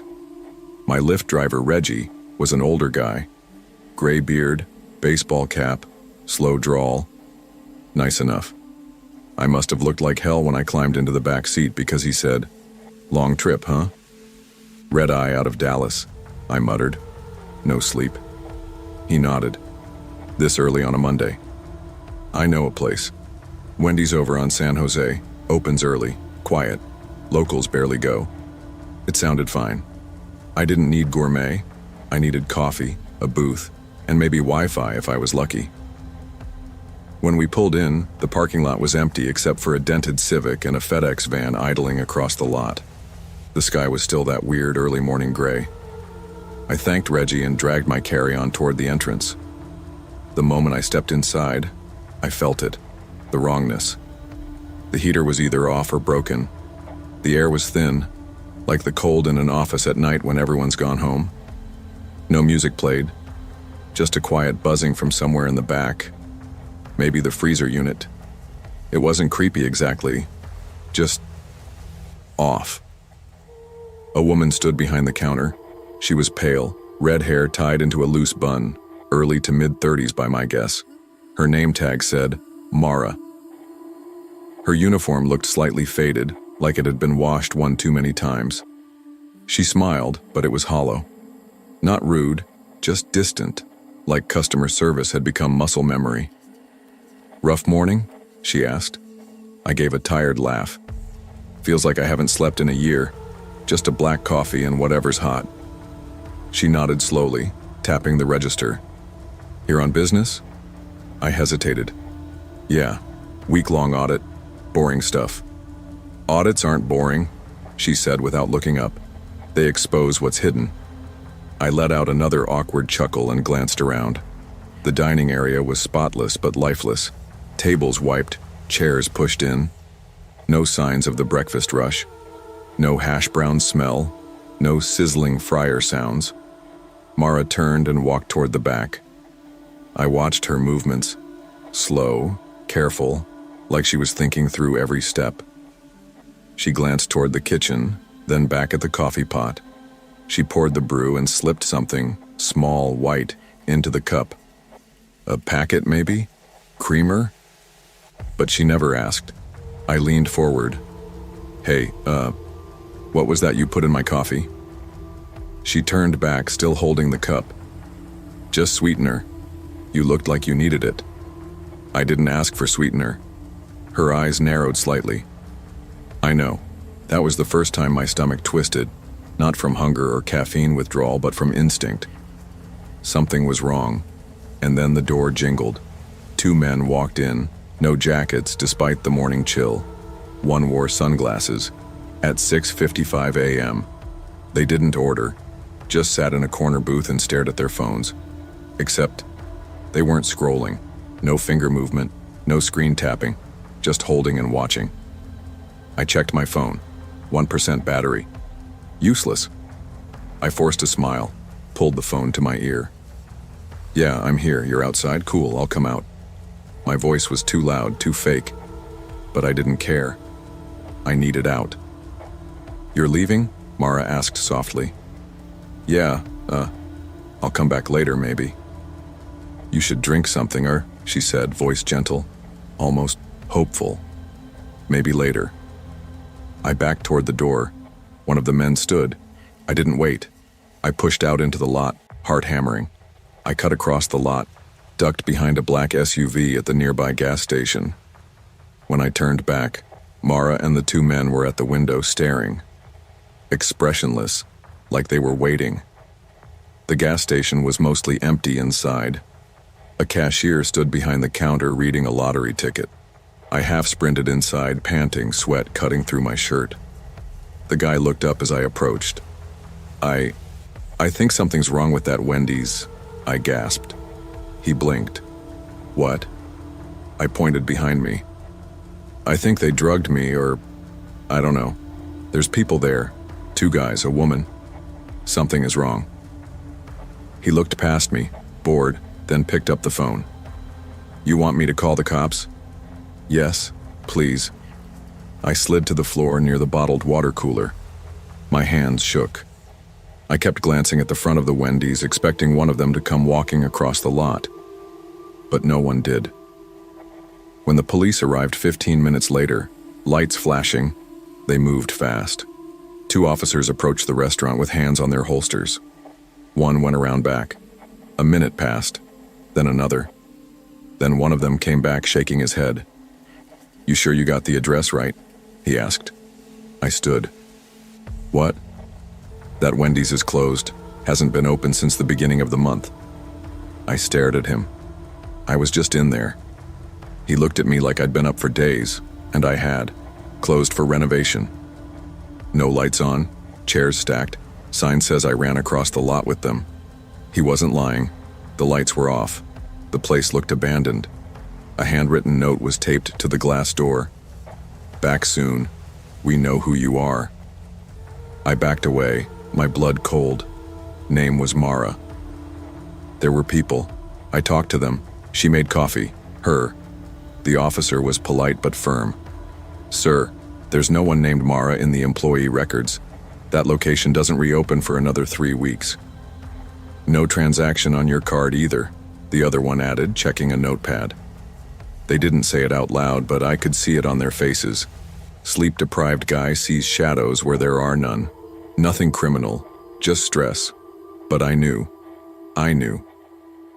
I spent the rest of that Monday in a fog. I checked into the hotel around noon and collapsed onto the bed fully clothed, my carry-on still upright by the door. The moment my head hit the pillow, it felt like I hadn't slept in weeks, but I couldn't actually fall asleep. Every time I closed my eyes, I saw Mara's face, blank, too calm. I remembered the way her voice didn't match the words, too slow, like she was talking from a different place, trying to sound normal. I didn't tell my coworkers what happened. What would I even say? That a closed Wendy's served me coffee and a quiet red-haired woman with no employee record slipped something into it? That 2 men watched me with phones they never touched? No. I showed up to the audit meeting at 3 p.m. and nodded through budget reviews like nothing had happened. The entire week I avoided restaurants, ate protein bars from my suitcase and vending machine snacks from the hotel hallway. Every night I made sure my deadbolt was locked and kept the blinds shut. I even wedged a chair under the door handle one night, not because I thought Mara or the 2 men were coming, but because I didn't know what else to do with the anxiety crawling under my skin. But the weird part? I never got sick. Whatever was or wasn't in that coffee, I didn't drink it, I didn't feel drugged. But I still couldn't shake the feeling that I had come too close to something, like brushing up against live wire. You don't get electrocuted, but you remember the hum. Wednesday night, I walked past the gas station again after dinner with clients. Didn't go in, just walked. But when I looked across the street at the Wendy's, it was still dark. Still closed for renovation. The same note was taped to the door. Back soon. We know who you are. I took a picture of it that time. Zoomed in. The handwriting was blocky, uneven. It didn't look like it was written in a rush, but it wasn't neat either. The part that hit me hardest? It didn't say, "We're watching." That would have been too obvious. It said, "We know." As if they weren't tracking me, but had already decided something about me. That's what kept me up at night. Not what almost happened, but the idea that I had walked into something premeditated, like I'd stumbled across a stage right before the performance began. The next day, I asked the hotel manager casually if he knew what was going on with the Wendy's across the street. He said, "Which one?" I blinked. "The one on San Jose, just past the gas station." He looked confused. "I don't think there's one open over there. There's a Chick-fil-A and a CVS, but that Wendy's shut down a while ago. Plumbing issue or something." "No, right next to the FedEx drop box," I pressed. He thought for a second, then shook his head. "Oh, that one. It's been closed for months. Don't think it's reopening, actually. Corporate pulled out. Place is probably being sold." My stomach turned. I lied. Told him I must have mixed up the streets, but I hadn't. I could draw the floor plan of that place in my sleep. I knew how it smelled. I remembered the pattern of tile on the wall by the drink machine. No hallucination could give me that. And still, nobody believed me. I flew home Friday afternoon. The audit ended without incident, just another uneventful line item on my career timeline. Jacksonville was behind me, or so I told myself. But what happened that week didn't stay there. It came home with me, slowly, quietly, like mold in the walls. First, it was the dreams.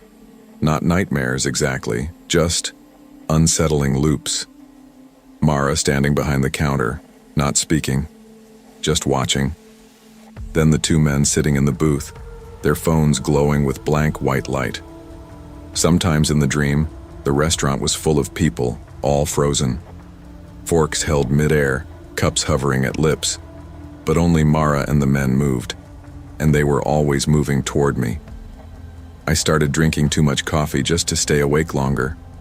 One night, I woke up convinced someone was standing at the foot of my bed. Heart pounding, I flicked on the light. Nothing. I searched the apartment, checked the locks 3 times. It was nothing. But the feeling stayed with me. What really got to me wasn't fear. It was certainty. A quiet, gnawing belief that what happened at that Wendy's was real, and worse. I wasn't the first. I started digging, local blogs, business closures, Yelp reviews, anything. A few Reddit posts mentioned weird staffing at that same Wendy's.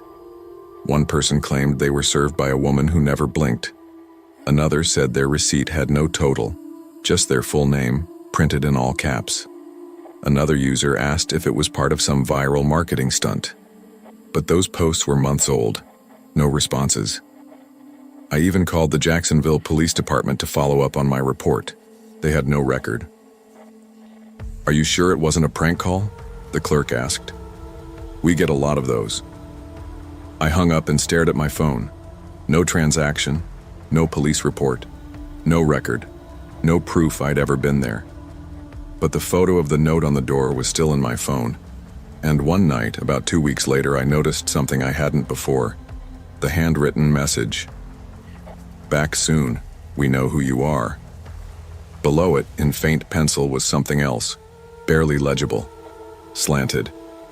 "Room for one more." Certainly.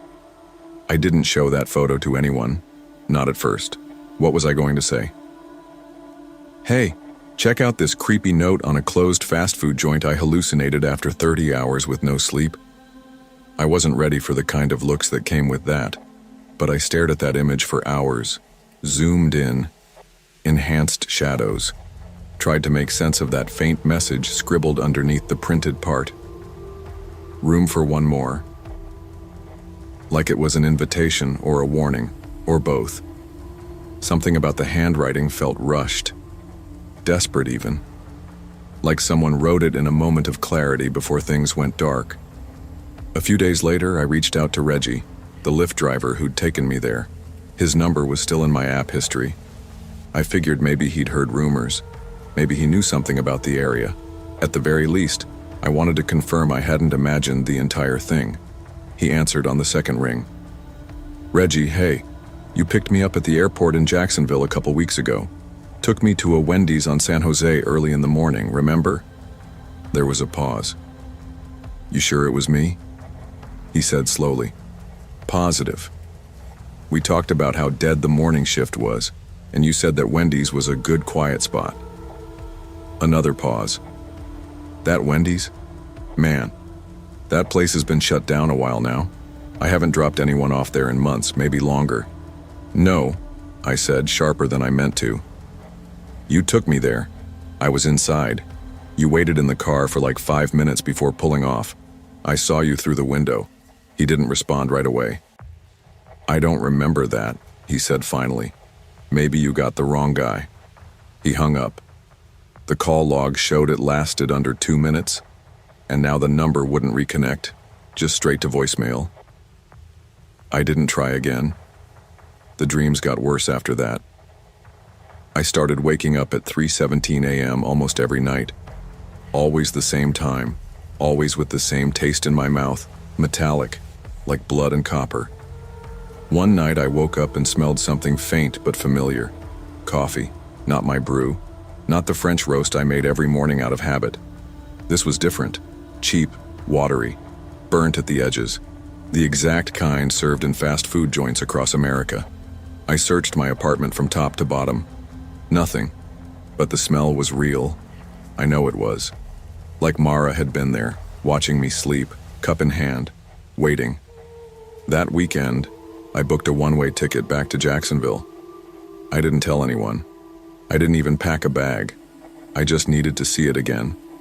I needed to know if it was still there, or if the building had been razed to the ground like I half hoped. It was still there, exactly the same. Chairs stacked, windows dark, note still taped to the door, the original one. But the scribbled pencil line was gone. Someone had wiped it off. No one was inside. No one in the parking lot. The gas station across the street was busy as usual. Life moved on. But that building, that place, was still waiting. I stood there for maybe 5 minutes, trying to gather the courage to walk up to the door again. I didn't. I couldn't. I turned and left. But before I reached the corner, I heard the faint buzz of something turning on behind me, like a refrigerator compressor kicking in, or a freezer door sealing shut. I didn't look back. There's a kind of quiet horror in being dismissed. When something unexplainable happens, something that shakes your sense of normalcy, and no one believes you, it's like it didn't happen at all. Like your fear, your trauma, your instincts don't count because they don't leave a paper trail. I still don't know what that Wendy's really was. Maybe it was an abandoned building being used by people for something illegal. Maybe I stumbled into a drug operation or a cult or a trap meant for someone else. Or maybe it was something worse, something older, something that doesn't show up on tax records or Yelp pages, something that waits for people who've run themselves ragged, who've stopped paying attention, people just like me. I haven't told this story to anyone in real life. You're the first. But if you're reading this, maybe that means someone finally believes me, or maybe it just means you're next. Either way, remember this. Never trust comfort when it comes too easily. Never drink what you didn't ask for. And never ignore that feeling, that subtle twist in your gut when something's off. That's not fear. That's instinct. It's trying to save you. And if you ever walk into a place that's supposed to be closed and someone inside already knows your name, leave immediately. Don't look back. Don't ask questions. Don't give them a chance to smile. I never expected working early morning shifts at Wendy's to teach me anything beyond making perfect hash browns or managing the frayed patience of bleary-eyed customers. But that was before my teaching position vanished, before my fiancée walked out, before my confidence unraveled under overdue rent notices and harsh lectures I gave myself in front of the bathroom mirror. I am Jenna Calloway, 31 now, and every morning I show up here gives me one small victory over the chaos of my life, because at least behind this counter I still have control. Every coffee, every sandwich, every clean table is a puzzle piece I haven't messed up yet. But on that January morning, Wednesday, 6:35 a.m., at the Wendy's on Thunderbird Road in Glendale, something shifted. The radio was silent. The usual buzz of the soda machine paused. The dining room felt hollow, expectant, and I had no idea I was about to face something I couldn't scrub away with a rag. The pre-shift lights hummed overhead as I unlocked the front door at 6:10. The parking lot was empty except for a single gray sedan idling near the gas pump. Arizona winter doesn't bite like other places, but the air still carried a chill early in the morning. I ran my hands over the counters, rearranged napkins, and watched the digital clock tick towards 6:35, my favorite time of day. The world hadn't fully woken yet. That's when the door opened again. 2 adults stepped in, dressed too sharply for this hour. The man's shirt was crisp, hair slicked back as though styled the night before. The woman had dark glasses and rigid posture that made me hesitate. They didn't order, they just stood near the door. A little girl followed behind them, maybe 7, in a bright red jacket that popped against the neutral tones of the restaurant. Her hair was tangled. She clutched the woman's sleeve so tightly I could see the knuckles pale, bruises faint, in muted purplish lines around her wrist. A chill slid down my spine. I took a slow breath and stepped forward. "Hi there. Can I show you our breakfast menu?"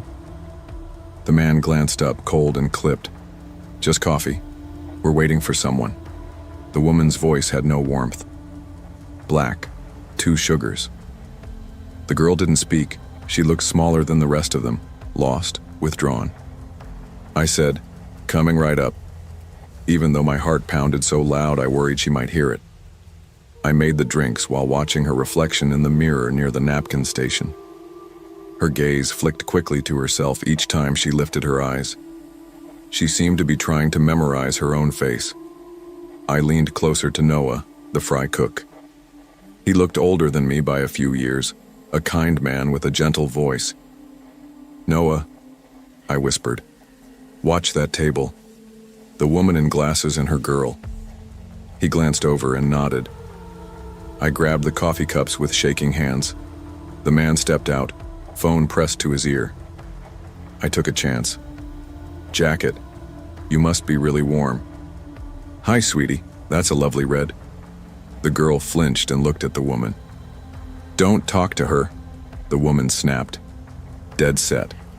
I backed off softly, stepping away behind the counter. Something about the silence felt thick, heavy, like waiting for thunder in a clear sky. She, my voice trembled just thinking it, walked them toward the restroom. The woman said, "Bathroom?" to the girl in a tone that brooked no argument. The girl hesitated, long enough for me to see her gripping that red sleeve white-knuckled. Then she moved. When they entered, I stayed behind the counter, took a breath, and whispered to Noah, "Call 911. Tell them I think we might have an abduction. Just say it quietly. Don't second guess." He nodded. His face was grim. He reached for the store phone. I swallowed and walked toward the restroom. Inside, the little girl was washing her hands, trembling. The woman stood by the door. I knelt gently beside her, whispering, "Are you okay? Do you know these people?" The girl looked up. Tears pooled in her eyes. She nodded. No words. Nothing. The woman stepped forward. "Get out." I stood, kept my voice calm. "I'm sorry." Then held the door open. Once outside, the man burst in. He walked toward me fast. I braced between him and the girl. "She's not going with you," I said softly. He frowned. "She's our niece." "She can't go anywhere until the police arrive," I replied. My throat burned. He took a step. His hand twitched near his jacket pocket. Then flashing lights burst across the windshield and sparkling reflections in the glass. A tumble of footsteps from police. He and the woman bolted out the side door. The girl fell into my arms. The officer asked me to step back, offered a blanket to the girl, and led her out gently.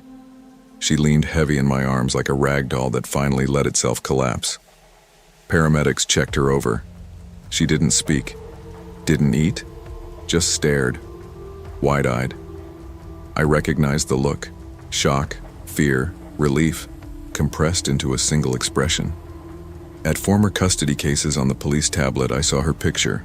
Same red jacket, same messy hair, same bruises. She'd been missing nearly 2 weeks, abducted during a custody exchange in Nevada. Her mother had filed missing person reports that morning. The bulletins only just circulated in Arizona. I collapsed into a folding chair behind the police barrier and exhaled all the tension I hadn't realized I'd held. I had done one small thing right, and it felt both enormous and impossible to prove. Travis came by, eyes angry at how quiet it got afterward. He confirmed that 911 called back. Police thanked him. The news crew hadn't arrived yet. They planned coverage, but I couldn't focus on any of it. All I could hear was the girl's breathing, slow and even, in the ambulance cot parked at the front. Driving home after my shift, dawn was soft and rose-tinted. The red jacket silhouette of that girl haunted me in the streetlights. I didn't sleep well. My phone chimed that evening.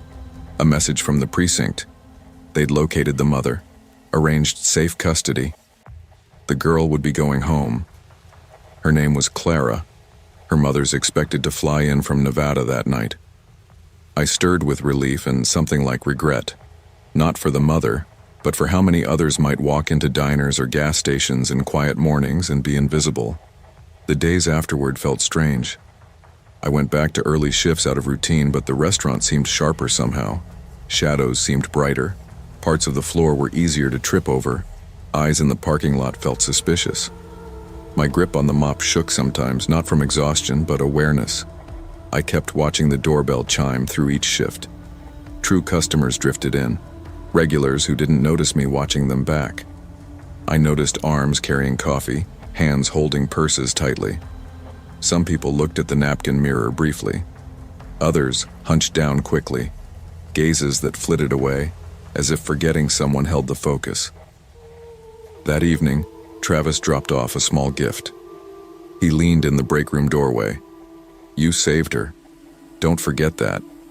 Inside the tissue-wrapped box was a red ribbon tied in a bow. No note. I smoothed it between my fingers, turned it over. I started carrying it on my keychain the next morning. A quiet anchor. I went home and looked at my mother's old birthday card from years ago, the one I'd packed away after that fight. My contact list had her name listed, but I never called. I stared at the card, the ribbon burning in my palm. I texted her the ribbon picture that night. It reminds me never to look away. It was a small step. No apologies yet. No forgiveness. Just one line sent to a number I almost deleted. Weeks later, I got a call from Detective Harris. He said Clara's mother was grateful and had insisted to precinct leadership that I personally be thanked.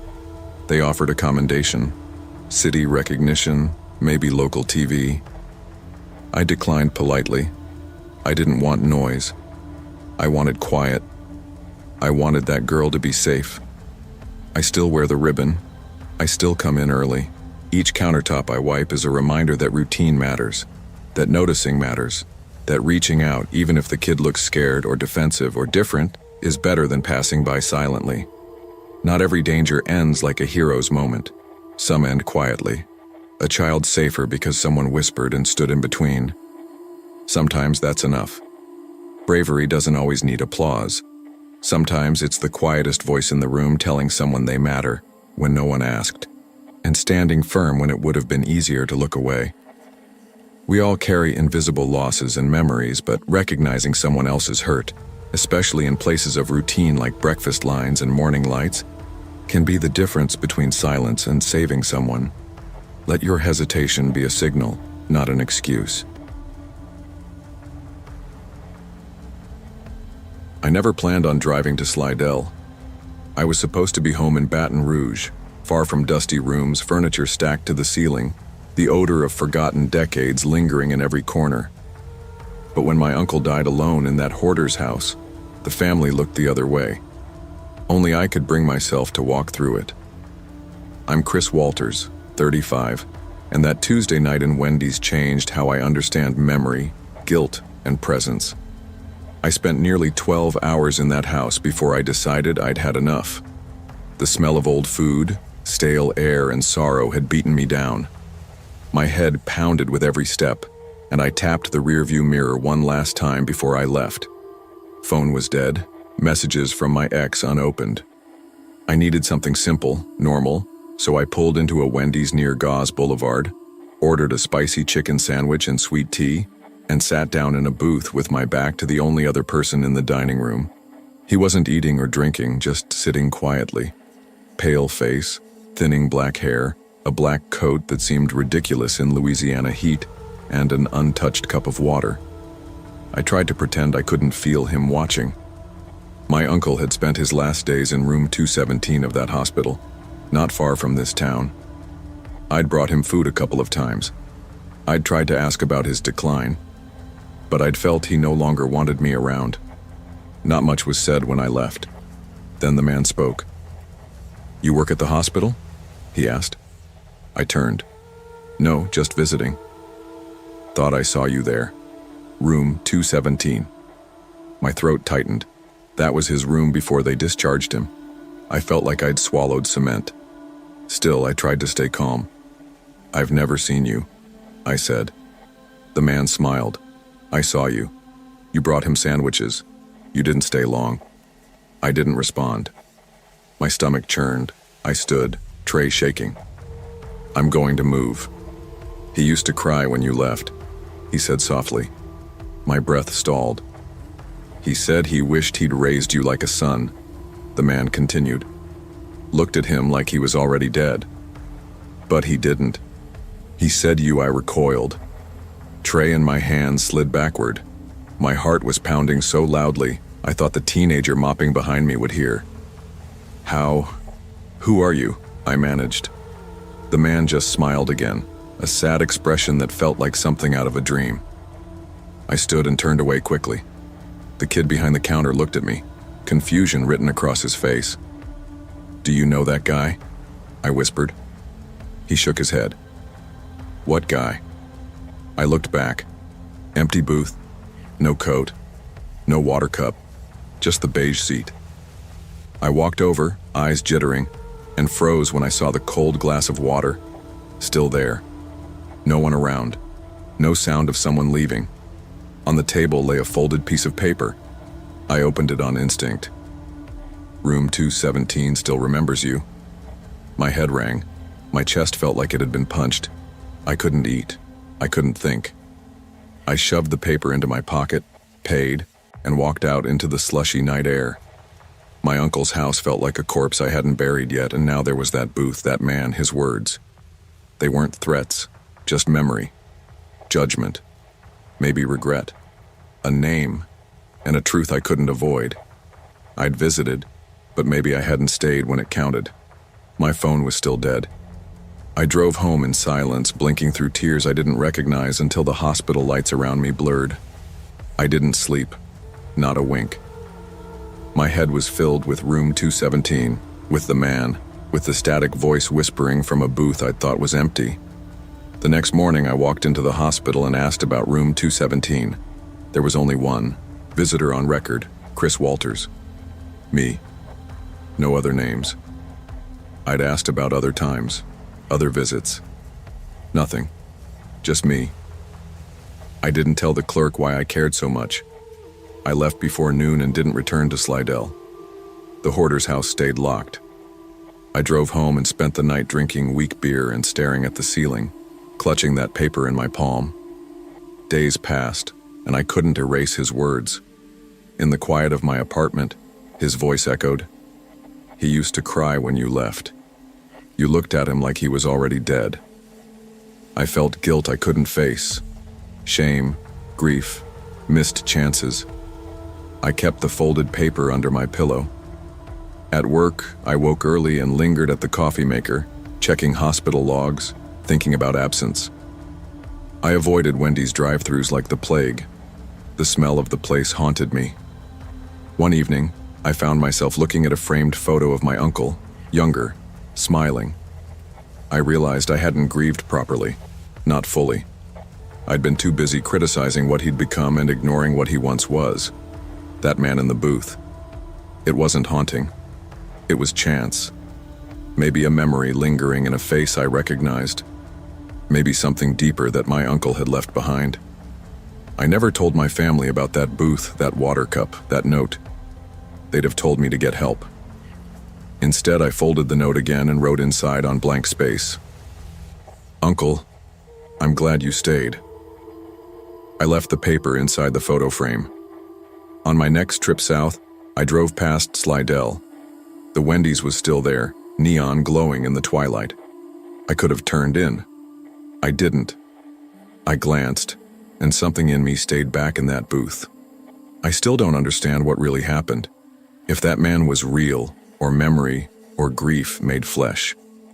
But I learned something. Absence isn't empty. It carries weight. It remembers. The note said, "Room 217 still remembers you." He wasn't haunting me. He was reminding me.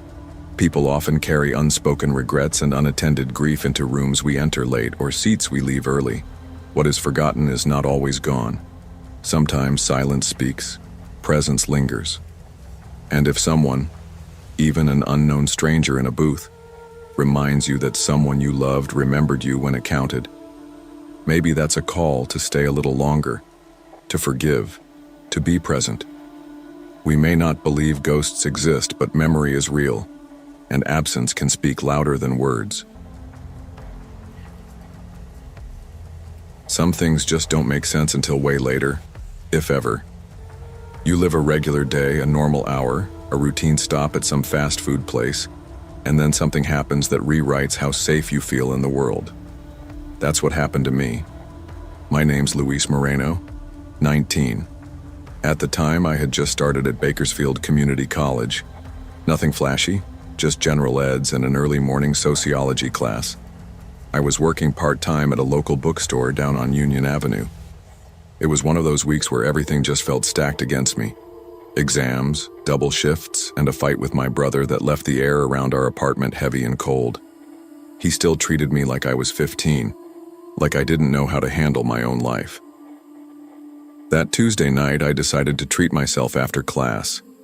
There's this Wendy's near Golden State Avenue, about 5 minutes from the college. I went there mostly because it was quiet, well lit, and they had that 4 for $4 deal. I got a Frosty too. Figured I deserved something small after the week I'd had. I sat by the window, half scrolling through my phone and zoning out to whatever playlist Spotify had thrown together. That's when it happened. A man sat directly across from me. No tray, no food, just sat down like we'd arranged to meet. I looked up, confused. He had this scruffy beard, faded jean jacket, tired eyes, like someone who hadn't slept right in days. But those eyes, they were intense, not angry, just searching. "You don't recognize me, do you?" he asked. I blinked. "Sorry, I think you have the wrong person." He smiled, calm and casual. Always joking. "You're good at pretending, I like that." I laughed nervously, unsure what to do. "No, really, I think you've mistaken me for someone else." "You're serious?" he said, more to himself than to me. "Kansas never happened? So what? Are you just gonna act like..." And that stopped me. Cold. Kansas? I'd never been to Kansas in my life. I stood up. "Look, man, I don't know you, I'm leaving." As I turned, his voice followed me, flat and sharp. "You left me behind, you think I don't remember? You had that same look when you walked away." I didn't even grab my tray. I bolted out, practically running to my car. The parking lot felt too big, too open. I kept checking over my shoulder as I unlocked the door. The whole drive home, my mind was running circles. Did I know him from somewhere? Was this some messed up prank? Or was he just mentally ill? I didn't sleep much that night. I kept playing it over. His tone, that look in his eyes, like he genuinely believed we had history. And the worst part of me started wondering if maybe I had forgotten something. Someone. The next day I tried to put it behind me. I didn't tell anyone, not my brother, not my coworker Abby at the bookstore. It just felt too weird to explain without sounding like I was overreacting. Still, I couldn't shake it. At work, I kept glancing toward the front door. Every time it opened, my shoulders tensed. I watched people's jackets. I scanned faces. That denim kept flashing in my mind like a warning light. Later that afternoon, I was shelving some mystery paperbacks near the window when I saw it. Across the street, leaning against a light pole, the same jean jacket, same build. The guy had his back to me, but I felt it, like some inner wire in me had just snapped tight. I ducked behind the shelf, heart pounding. When I peeked again 2 minutes later, he was gone. That night, I stayed up with the lights on. I kept my phone in my hand and turned on the camera app just to watch the hallway outside my bedroom. Nothing happened, but around midnight, someone knocked at the apartment door. 3 soft knocks. No more. I waited. Quiet. Got up slow and looked through the peephole. No one. I opened the door anyway, just to check. The hallway was empty, but the air smelled different, like someone had just been there. Like heat left behind. I told myself I was being paranoid. Coincidences. Stress. I'd been overworked and barely sleeping. But the next day it happened again. Same jacket, this time at the college library. I was in one of those back corners, pretending to study while mostly texting. And when I looked up, there he was, 2 rows over. Just standing. Not reading, not browsing. Just watching. He didn't move. Didn't speak. I left my stuff and walked straight out. I finally told someone. That night I sat on the couch with my brother. We weren't close. Too many fights over small things, but I needed to say it out loud. "There's this guy," I started. "He keeps showing up. said something weird to me the other night. My brother looked over the rim of his soda. Weird how? Like he knew me. Like, really knew me.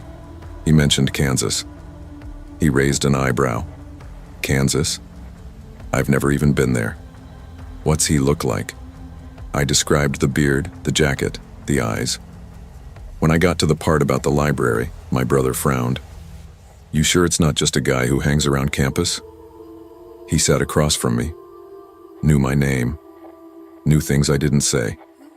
He leaned back, arms crossed. If it happens again, call campus security or the police. It wasn't the reaction I wanted. I didn't want rules or procedures.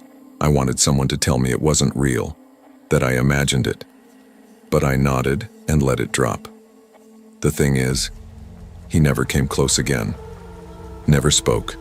Just showed up. On the sidewalk. Across the street. Behind a display case. Like a ghost that knew exactly where I'd be. Then one night, walking home from campus, I heard it. A whisper, right behind my shoulder. I forgive you. I turned fast. Empty sidewalk. Nothing but night air. I don't think I breathed for a full minute. I filed a report the next morning.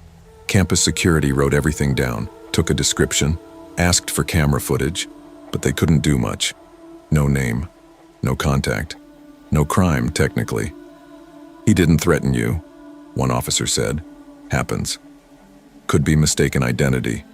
Could be a drifter. Yeah, happens. Except I stopped walking home, started getting rides from coworkers, started skipping class. I changed my phone number. I deleted Instagram and locked down Facebook. I didn't want him finding anything else about me. I didn't want to give him another door to walk through. He never approached again, but I still felt it, like his memory had a long shadow. One that followed me through automatic doors and street corners. The worst moment came 2 weeks later. I was at the bookstore, alone on a closing shift. Around 9:15 p.m., I walked out to the dumpster in the back lot carrying a bag of torn-up shipping boxes. As I stepped out, I saw it, on the asphalt, at the edge of the lot. A denim jacket, folded, neatly, sitting there like an offering. I dropped the trash and went back inside without saying a word. Locked the doors, turned off the lights, sat behind the register shaking until my brother came to pick me up. I never told him about the jacket. I haven't seen him since then, not directly anyway, but I still feel him. Like a story that ends mid-sentence. Like something left unsaid that still waits for a response. Some nights I dream about that Wendy's table, the Frosty melting, his voice. You had that same look when you walked away. I don't know who he was, or what he wanted, or if someone out there really did leave him behind once and he saw me as some kind of echo. But the memory lingers. Now, when I'm out in public, I check reflections. I avoid sitting near windows. I scan for denim jackets the way someone else might scan for exits. The truth is, it doesn't matter if it was real or not. Because what it did was real.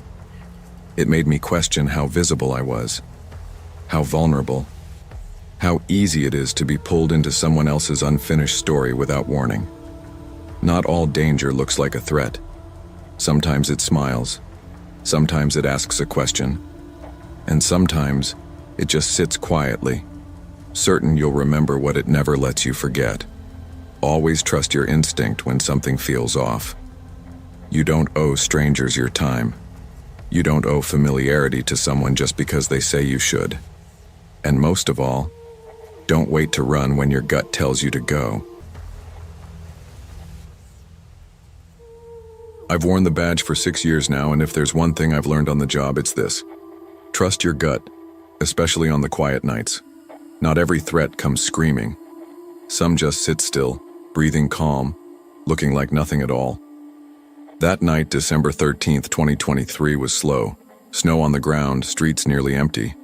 I was wrapping up my shift, parked across from a Wendy's off W. Colfax in Lakewood, a lonely outpost surrounded by closed storefronts and flickering streetlights. Industrial zone. Dead quiet after 10 p.m. I was writing up a loitering citation when I noticed the car, a blue Nissan Sentra, parked backward near the dumpster behind the Wendy's, lights off, engine running. It wasn't in the drive-thru, not in a normal space. No reason to be there unless you were waiting on someone, or hiding. I watched for a few minutes. Driver sat still, mid-30s, hoodie, beard. He didn't check his phone, didn't eat, didn't fidget, just stared forward like he was waiting for a signal. I've seen that look before, that stillness. It's not peace, it's planning. I pulled out of the lot and crept across the street, rolled the window down. "Evening, sir. Everything all right?" He jumped slightly, then smiled. "Yeah, just resting. Long drive. Needed some food." I nodded. "You get food already?"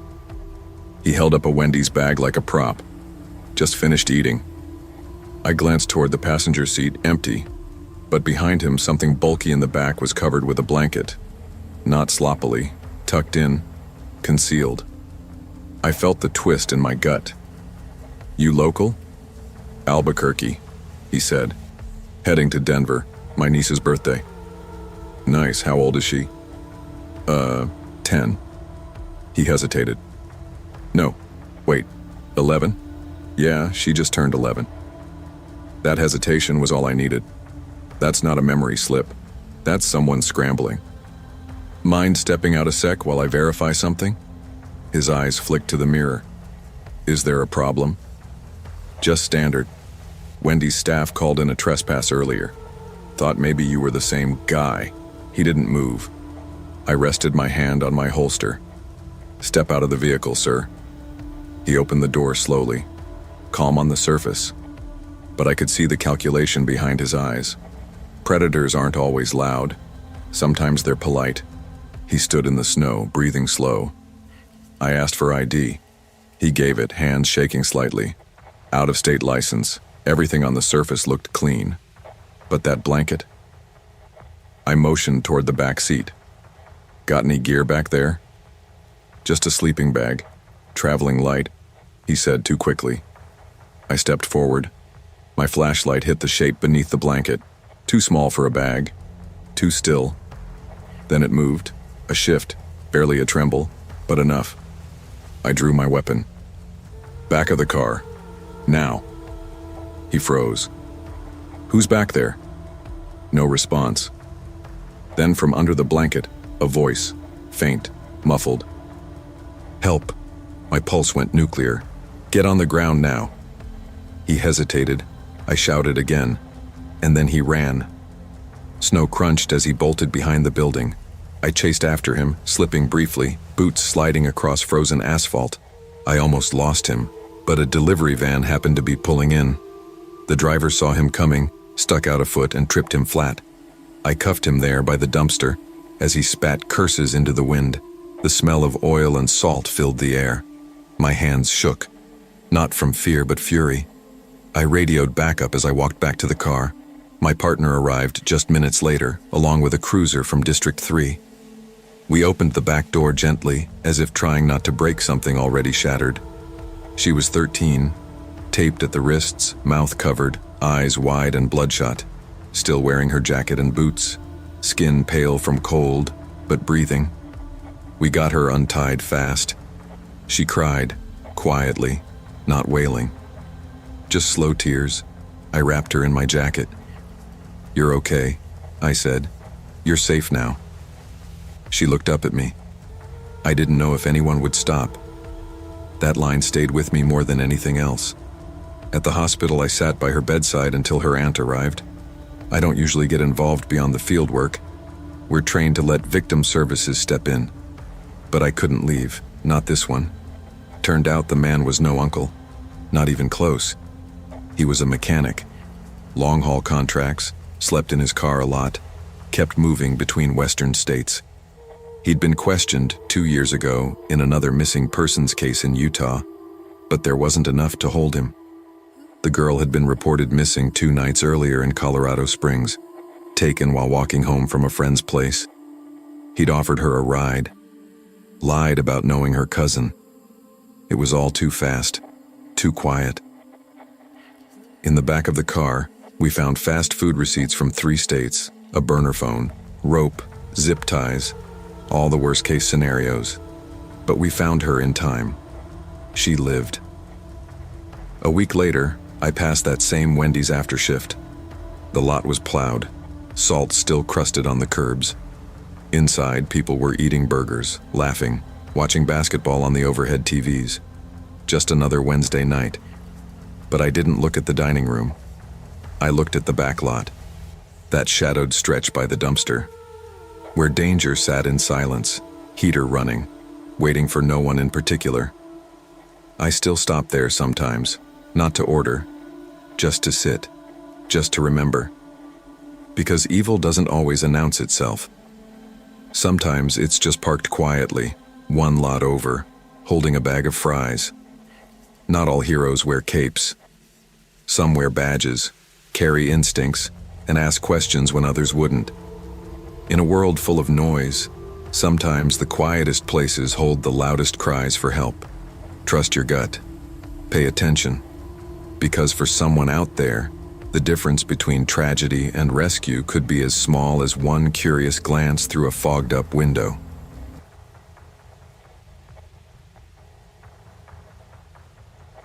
Sometimes you know the worst is going to happen, but there's nothing you can do to stop it until it's too late.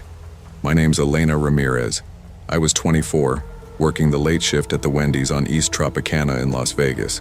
I'd been there 7 months, earning just enough to avoid eviction and keep my sister in college. It wasn't glamorous, it wasn't safe, but it was work. That Tuesday, March 19, 2024, was supposed to be routine.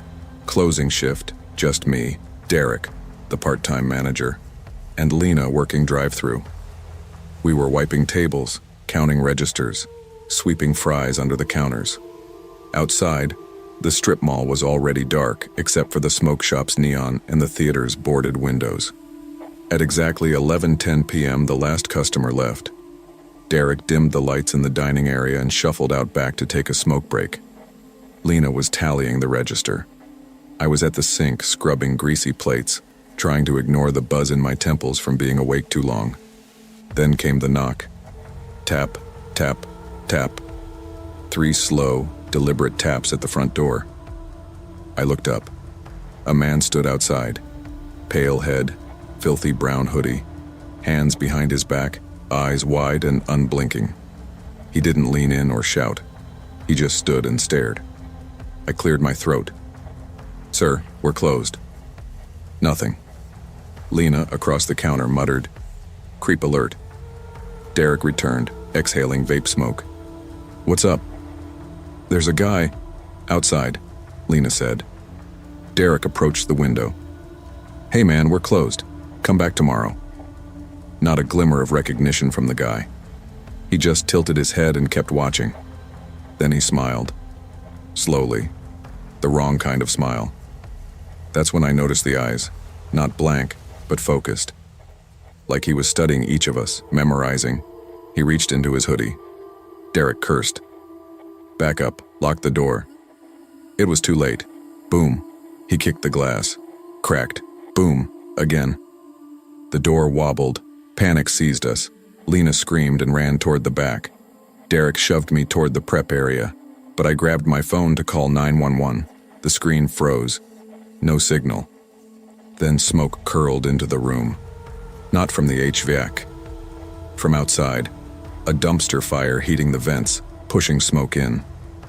That was his plan. Smoke would trigger the fire doors to unlock automatically. He slipped through, mask on, machete in hand. We had no time. The world slowed down while it sped up. Derek charged, but his arm got slashed. Lena bolted toward the back sink area, trapped. I ducked behind the drink station, deluge of adrenaline in my veins. He moved like a ghost, quiet but purposeful. I scrambled for a fire extinguisher, disoriented by flashing smoke and screaming alarms. He crossed the counter toward Lena, blade raised. My hands shook violently as I aimed the extinguisher. Foam hissed out, spraying straight into his eyes. He screamed, swatted it away, swinging wildly. Derek, bleeding and desperate, lunged at him again, clashing bodies near the registers.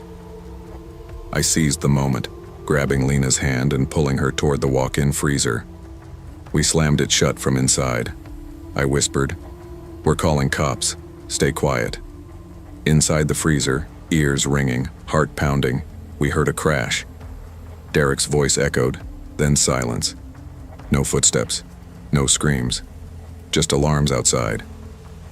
We sat on the cold metal shelf, clutching each other's hands, waiting. Time stretched. I didn't know if he'd gone, if Derek was alive. Finally, after who knows how long, sirens. It took 14 minutes, felt like 14 hours. Police charged in. Firefighters put out the dumpster blaze. Cameras around the store were useless. They'd been disabled by the smoke systems and heat. Forensics combed broken glass and the freezer door latch. But the man was gone. Derek made it. Barely. He needed 26 stitches and had nerve damage in his shoulder.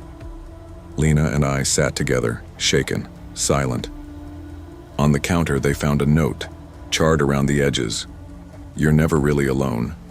Just unprepared." We stared at each other. He'd planned it. Knock the door, light the fire, wait for the alarm system to do his job. We weren't victims of a robbery. We were victims of design. Later, campus security, local reporters, they asked questions. We recounted details. But none of it changed the fact he vanished like smoke. No explanation, no motive, nothing but a warning. I quit 3 days later. I couldn't work nights again. I couldn't sleep without checking every door. I still jump when I hear glass tapping. Some nights I swear I see a figure across the street. Brown hoodie, machete never drawn, just watching. I didn't sleep for the first 2 nights. I couldn't. Every time I closed my eyes, I saw him. That stare, the slow smile, the way he moved through the smoke like he was born in it. I could still feel the cold steel of the freezer handle in my hand and the dead silence that followed the crash outside. I thought time would help, that I'd go back to normal. But I didn't. I couldn't. I tried returning one afternoon to drop off my badge and uniform. The front windows had been replaced, but you could still see where the glass spiderwebbed from the inside. I didn't even make it through the doors. I sat in my car for a few minutes, saw Derek inside, arm in a sling, expression tired, and then I drove off. He waved when he saw me. I didn't wave back. I started noticing things after that. At first I told myself it was paranoia, but patterns formed. Same silver sedan parked across from my apartment 3 nights in a row. A bald guy at the edge of a bus stop who turned his head just a second too late when I looked. Footsteps behind me on my walk home that stopped the moment I paused. Nothing solid, just shadows brushing too close. Lena called me once. She sounded different, quiet, smaller somehow. "You okay?" I asked. She hesitated. "He was watching us before that night." "What?" She sighed. "I remember now. He came through the drive-thru once a week before it all happened. I thought he was just a weirdo. He asked for no food, just a napkin. Then he looked at me and said, 'You'll know me better soon.'" I didn't know what to say. My throat closed up. Maybe it wasn't random. Maybe he picked us. Maybe we were a rehearsal. I kept my curtains shut. I didn't eat. I didn't leave the apartment after dark. The cops stopped calling. There were no leads, no new attacks.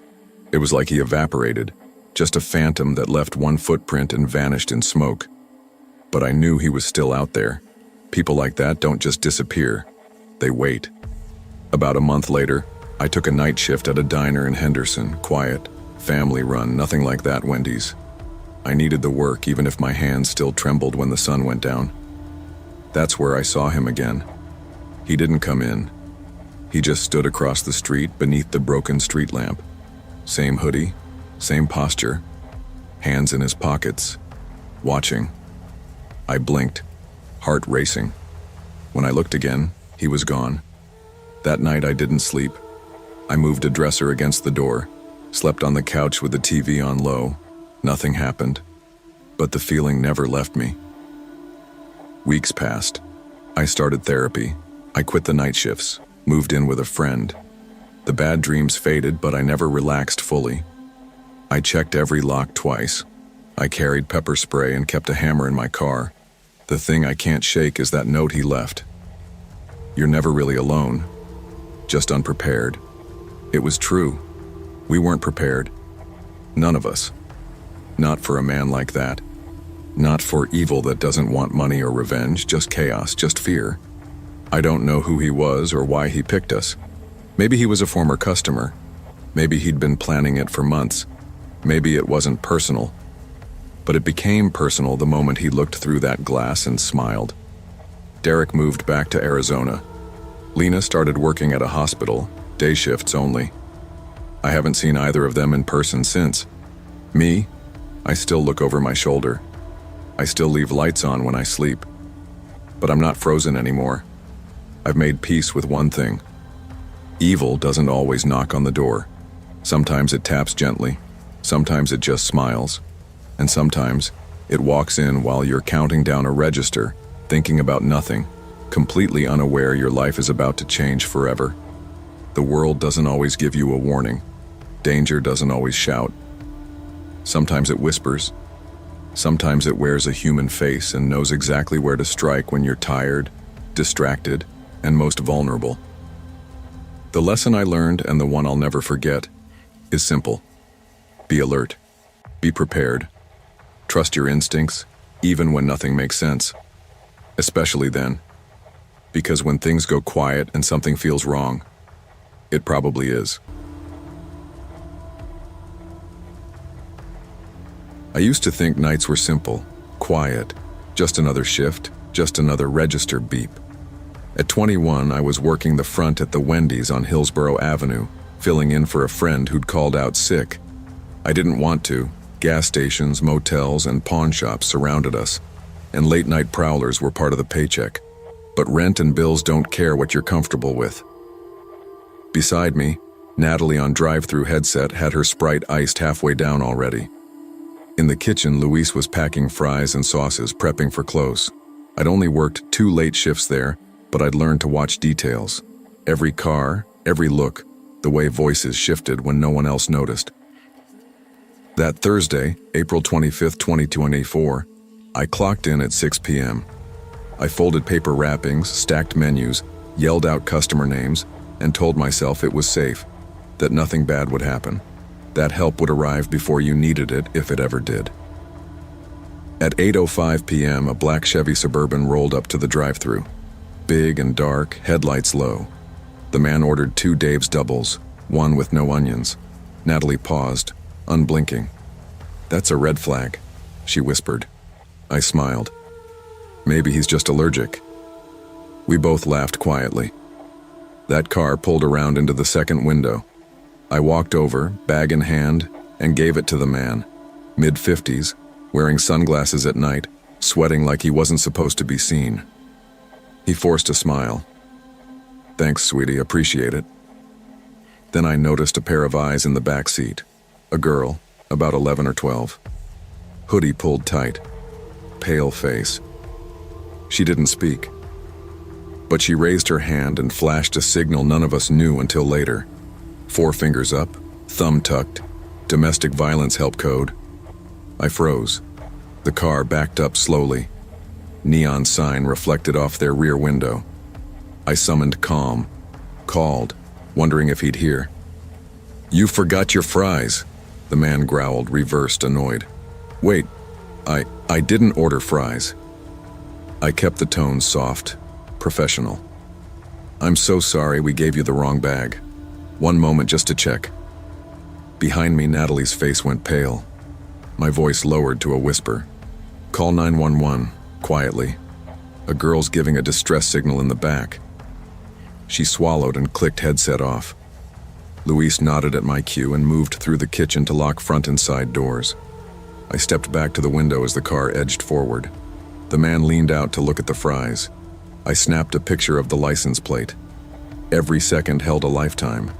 2 blocks down, officers had started mobilizing. Under the harsh fluorescent lights, fear had an odor.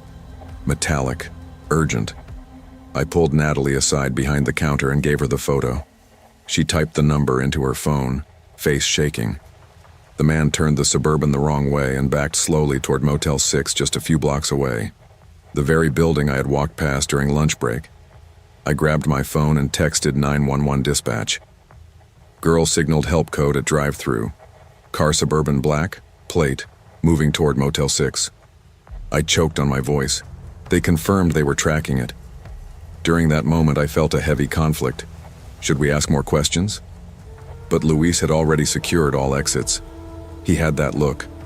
I don't want her to run if she's hurt. Natalie stood by him, rigid and pale. The car slowed in the motel lot. I watched, not moving, muscles tight. No one inside made eye contact. Minutes passed like hours. Then a patrol car pulled up behind. I heard a faint shout from my headset where I stayed on call discreetly. The man was let out. The girl slipped from the back seat, terrified, shaking, silent. Paramedics wrapped her in blankets. Officers escorted her away in good detail. A few minutes later, they returned her to Wendy's with her parents. I didn't leave that booth. I didn't move. Her name was Amelia. She'd been reported missing 2 days earlier from Naples, Florida. Her mother clutched her stiffly, didn't speak, but just sobbed into her daughter's shoulder. The man was not family, not a stranger, just a so-called friend of the family who'd picked her up after school and driven hundreds of miles. Her father hugged me so tight I felt every breath he hadn't taken in horror those 2 days. For a brief second, hope met grief and didn't break apart. I gave my statement to officers, trembling dry-eyed. I showed them the photo, Natalie's notes, the timestamp. They confirmed the girl's signal code on interview with Amelia. They said it saved her life. I kept a faint smile. I wanted to run out and hug her again. I wanted to hug all three, Natalie, Luis, me. I wanted to thank us for noticing, for acting. But there were other customers, other fry orders. The night moved on. People came, people went. That first shift after it all, I sat behind the register and watched cars pull in. My hands hovered near the drawer. My eyes scanned every back seat. My stomach twisted. Wendy sent me a letter a week later. "Thank you for your quick thinking and courage," they wrote. Inside, a $25 gift card. That was it. No paid time off, no counseling, no raise. Not even a public acknowledgement at the store. I stayed another 6 months. I needed the hours. I needed to learn that being brave didn't mean silence. But after that night, I always had someone watch with me at the drive-thru window. Natalie and I swapped evenings. One handled headsets, one stayed inside scanning seats. The staff gave me more trust, not burdens, but I still felt tense. Guests who drove off in Suburbans or SUVs, I watched them. I learned body language again. Too much sweat, stiff backs, lights off in back windows. They stood out. Amelia's parents came back once. Quiet reunion in the store corner. They brought donuts. They hugged me. Said nothing until tears came. They stayed long after close. I locked the door and watched from inside as they left, hugging their daughter. Nothing changes the fear. Nothing erases it. But I learned something. It's been a year now. Sometimes at night I drive by that Wendy's and see the suburban spot. They've painted over it since, but I remember. I still feel the twist in my gut when I clock in. But I do know now. Silence isn't safety. Natalie and I stayed friends. She moved to day shift after drives that wore her soul. Luis got promoted to assistant manager. We meet for coffee sometimes. We still talk about how a signal changed everything. Amelia recovered. Her parents privately thanked us. I think they didn't want anything public. That's okay. That night, bravery didn't need an audience. Sometimes I watch girls in hoodies at the drive-thru window and cringe, but mostly I look for their eyes, for the sign that says they need someone to see. Now I respond. Safety doesn't sound like sirens. It's often quiet, subtle, coded. Courage isn't just bold gestures. It's knowing when to witness, when to whisper, when to act, even when no one else sees. Remember, monsters don't always open doors. Sometimes they slide through in black SUVs. Kindness can save lives, but first you must recognize the signal.